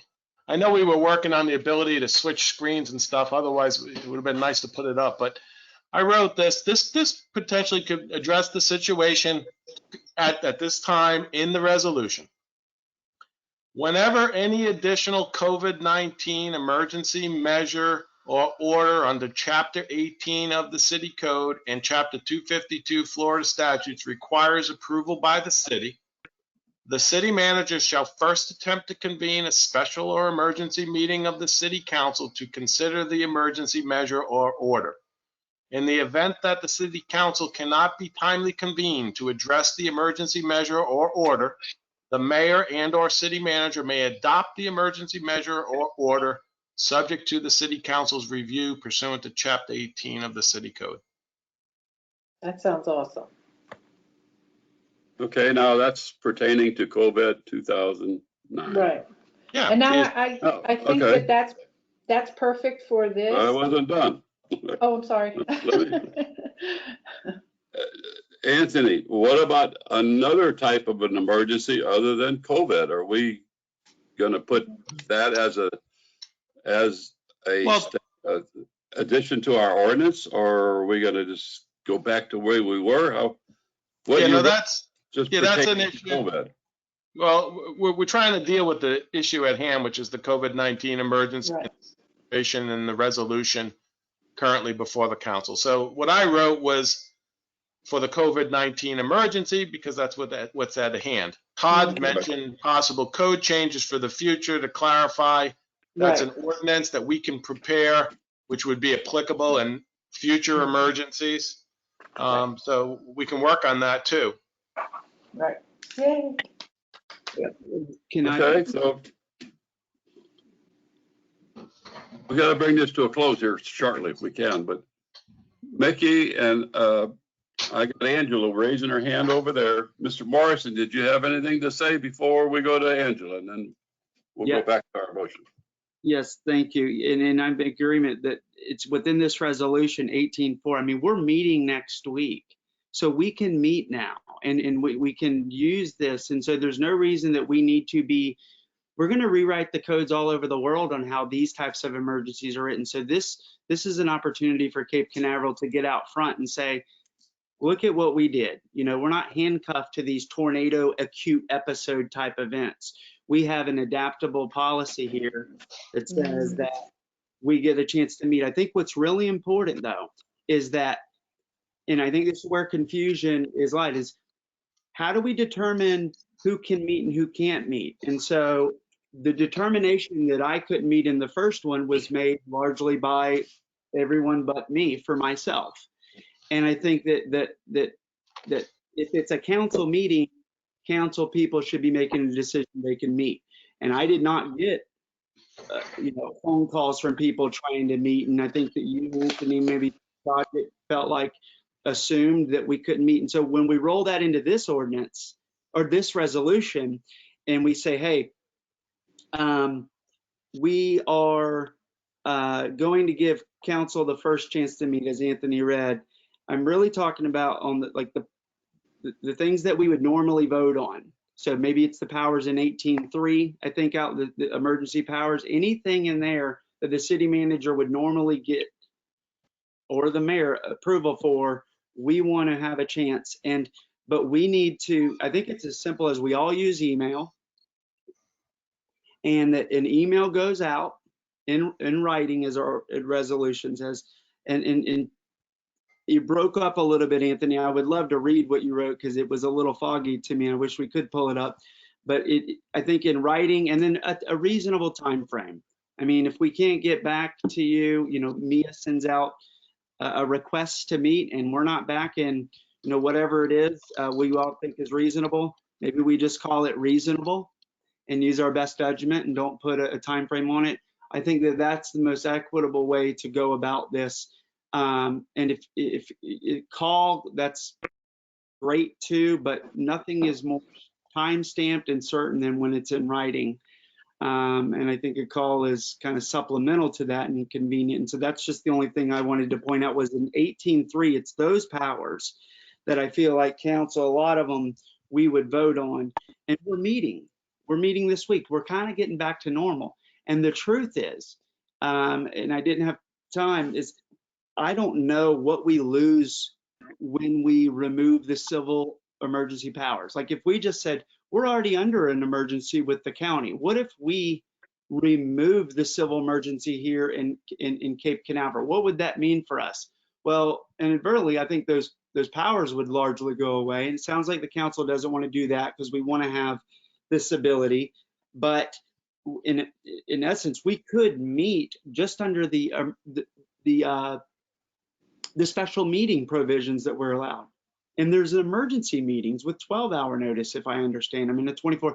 And so almost our code as written with no changes today, by removing the civil emergency, we can get there. And so keep the civil emergency until we come to a resolution, but it's really those section 18.3 that we want to intervene and meet. And I will be, I think we're going to hit quorum. I think we're going to be able to get this done. So thank you. I'm going to Miss Raymond. She's had her hand up and not come back. Miss Raymond. Can't hear you. Hear you. Can't hear you. Can't hear you, Mickey. Or I mean, Angela. Okay. There you go. I thought that we're just voting, and I thought that the meeting today was just simply for us to approve resolution number 2020-09. That's what we're here for. And that's what I seconded. Mayor Pro Tem motioned this, and I'd like to call the question now and vote on this. Thank you. We cannot take no more questions been called. We cannot discuss anymore under Robert's Rules of Order. Well, I think that requires a second on Robert's rules. Mrs. Raymond made a second to Mr. Brown's motion, and that's the motion that's on the floor.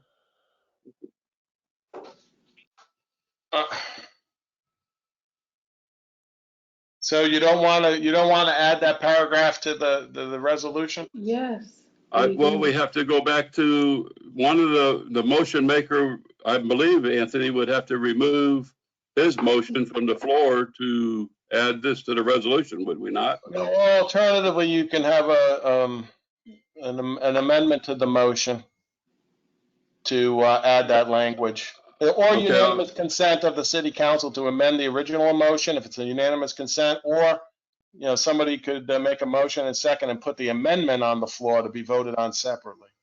I'm gonna ask the motion maker if he would accept that amendment to his motion. Is that Okay, correct? I would agree that the mayor's emergency powers stay in place, such as written.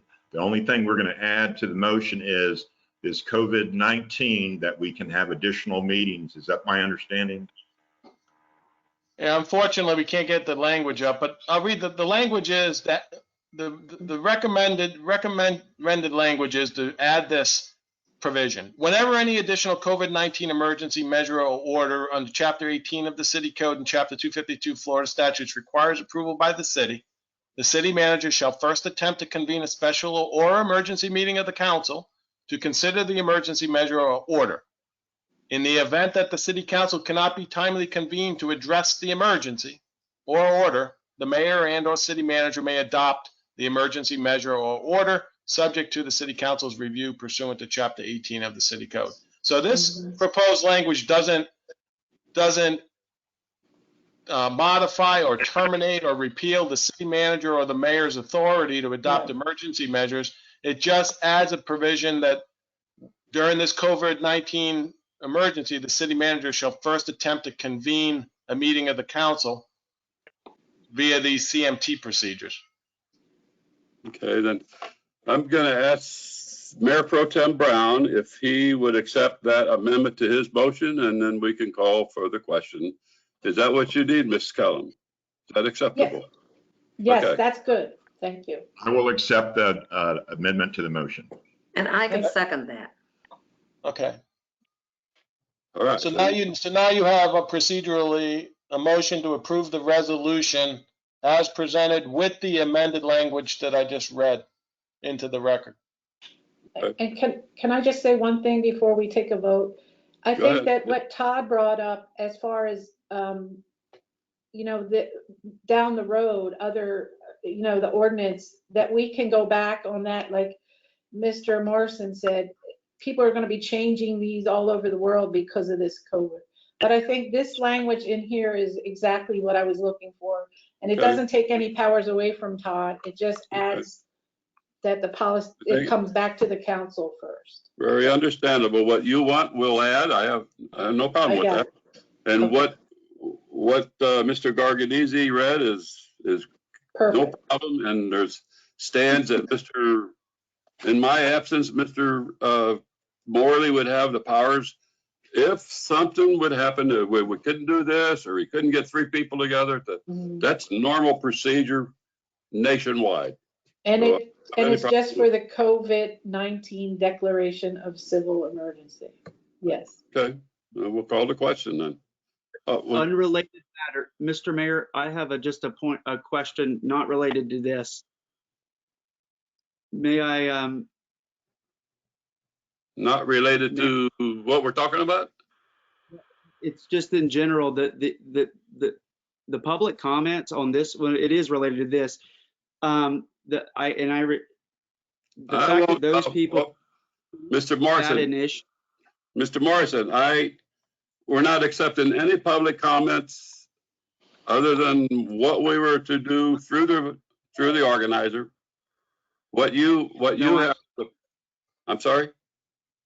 I'm saying that there were 2 people that raised their hands, and I just got note there was a third, they could not speak.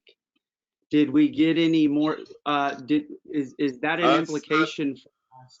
The fact that they were denied? No, we're done with public participation. We're Excuse me, point of order. to this point of where we're calling the motion. Call the motion, please.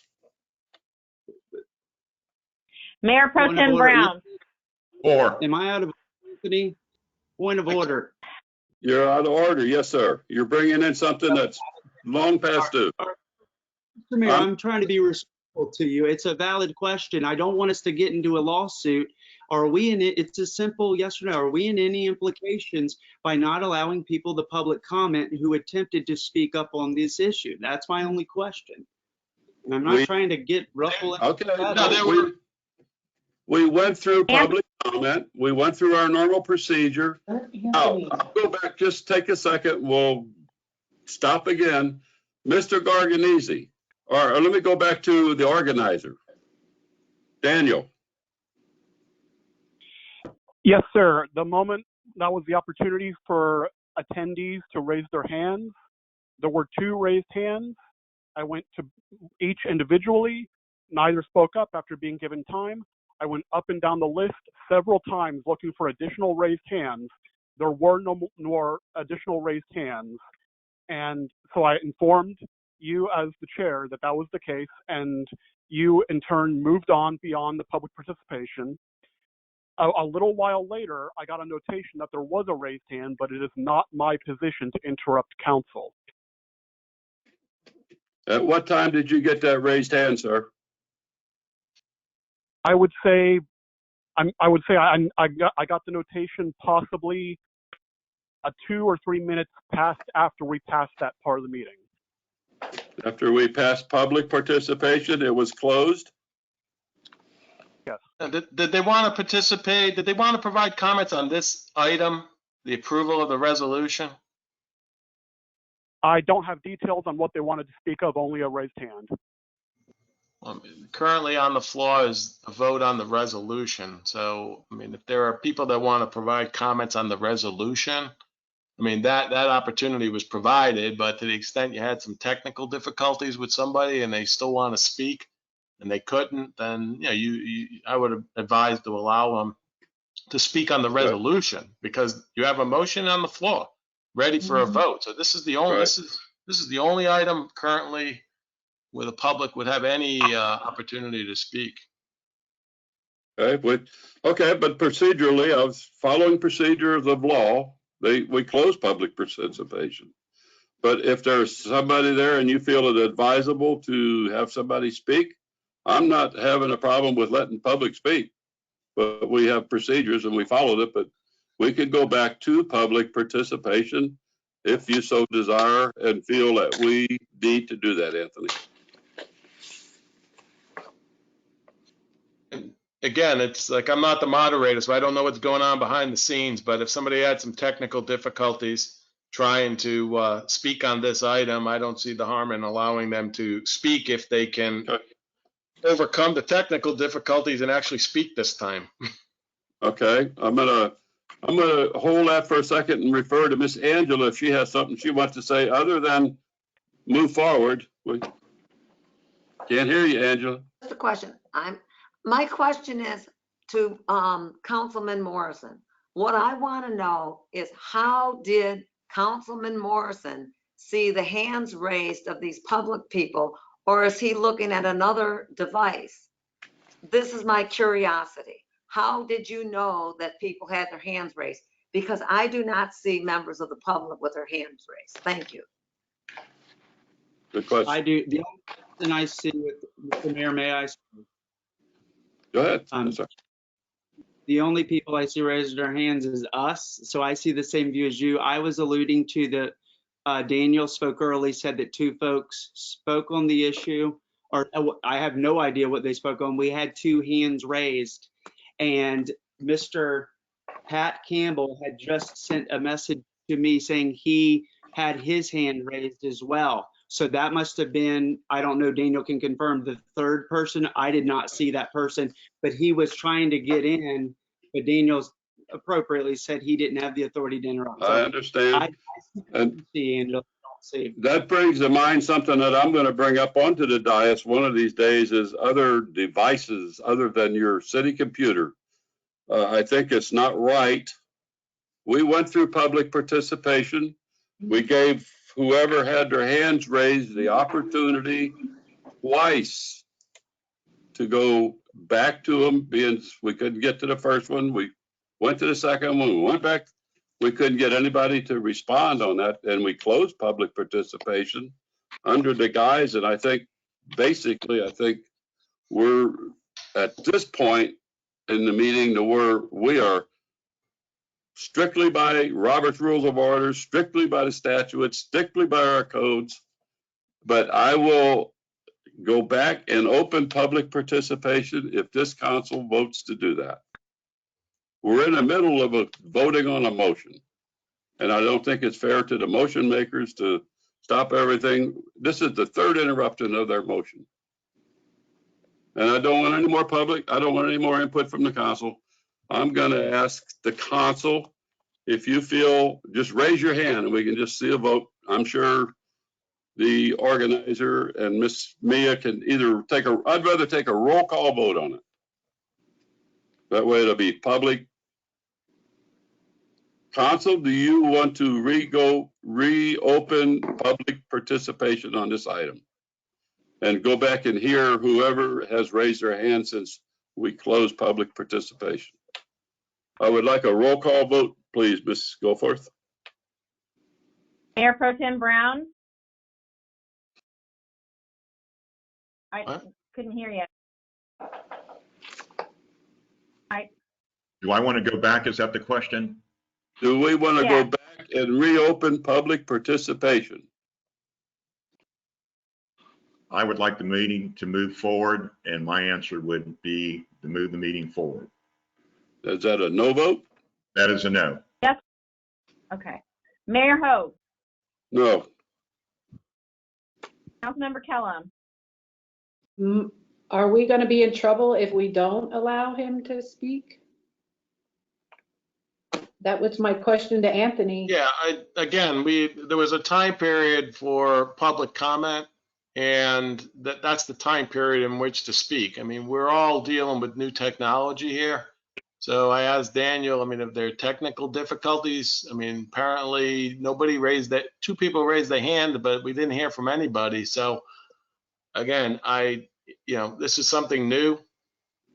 I don't see a harm with just allowing anybody that's raising their hand right now to just have a comment regarding this resolution before you move forward. Again, we're testing the process here. Okay, then my answer would be to let him speak because on advice of the city attorney. Councilmember Morrison? If there's anyone there, let them speak. I don't even know if anyone's there. So yes, I'm for. Councilmember Raymond? Didn't hear you. No. Okay, it sounds like a 3-2 motion, and I would like to hear the public speak, yes, but I think when we have a set format, we followed the format, and we more than followed the format. You're shaking your head no, Mr. Morrison, but we followed the format, and we went back. It was on our problem. What if the system broke? I mean, Daniel had interaction, and he said, I didn't want to interrupt them. That's There's all. three ways. It's a new There's three ways. There's a phone call. You can phone call the city clerk. There's three ways. As we read the format, and it's on the website, it's how to do it. We could have people calling in the whole time we were talking about something else, wanting to talk about it.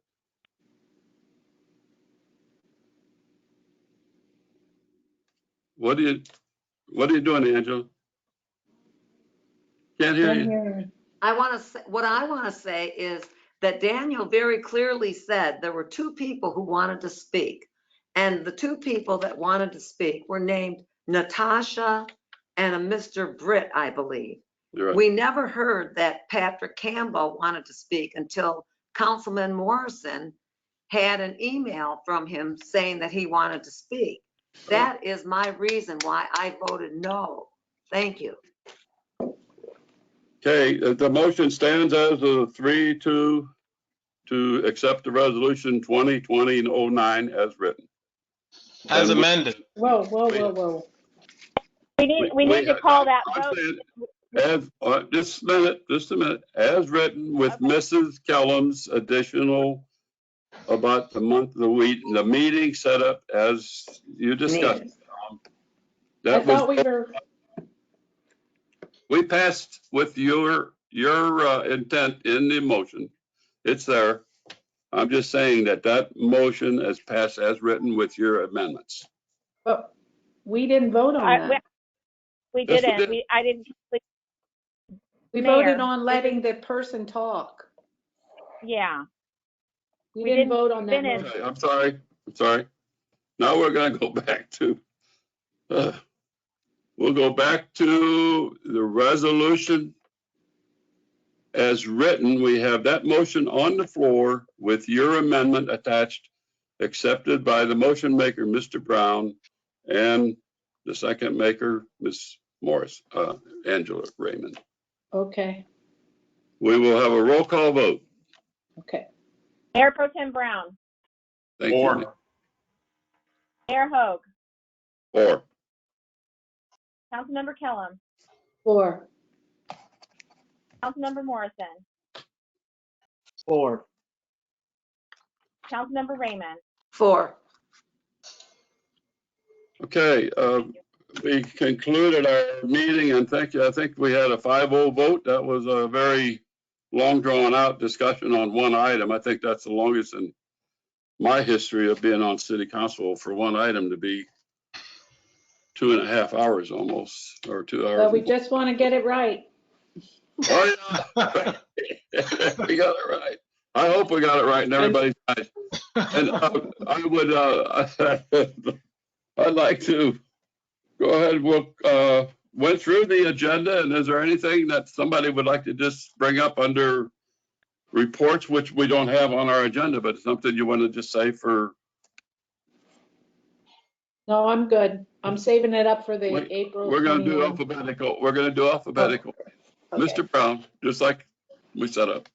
okay, I appreciate all the work that everybody has put into this, and I think we got it right. I want to go ahead and let the next person talk. Ms. Kellum, that's you. Yes, thank you. And I'm glad that we spent the time, and together as a team, we can do this. And thank you to the city staff, Anthony, Todd, Mia, Daniel, who's been really working hard on this. And I'm so glad that we can get together and do the city's business like this. And Okay. thank you. Thank you, and have a good day. Yep. Mr. Morrison. Yep, thank you all. Awesome. I mean, we got through it. It was good.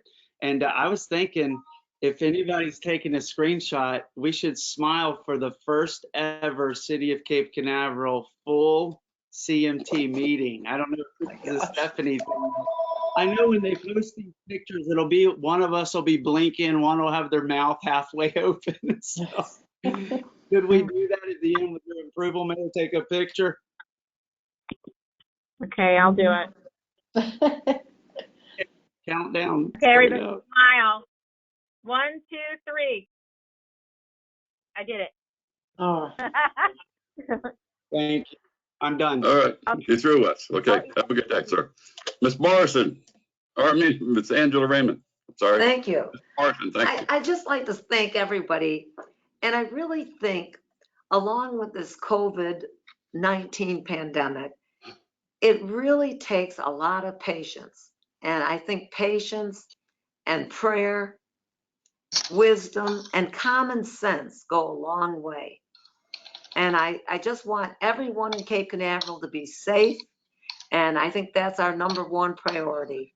And I just hope that everybody takes heed that this is very serious, and God bless everyone.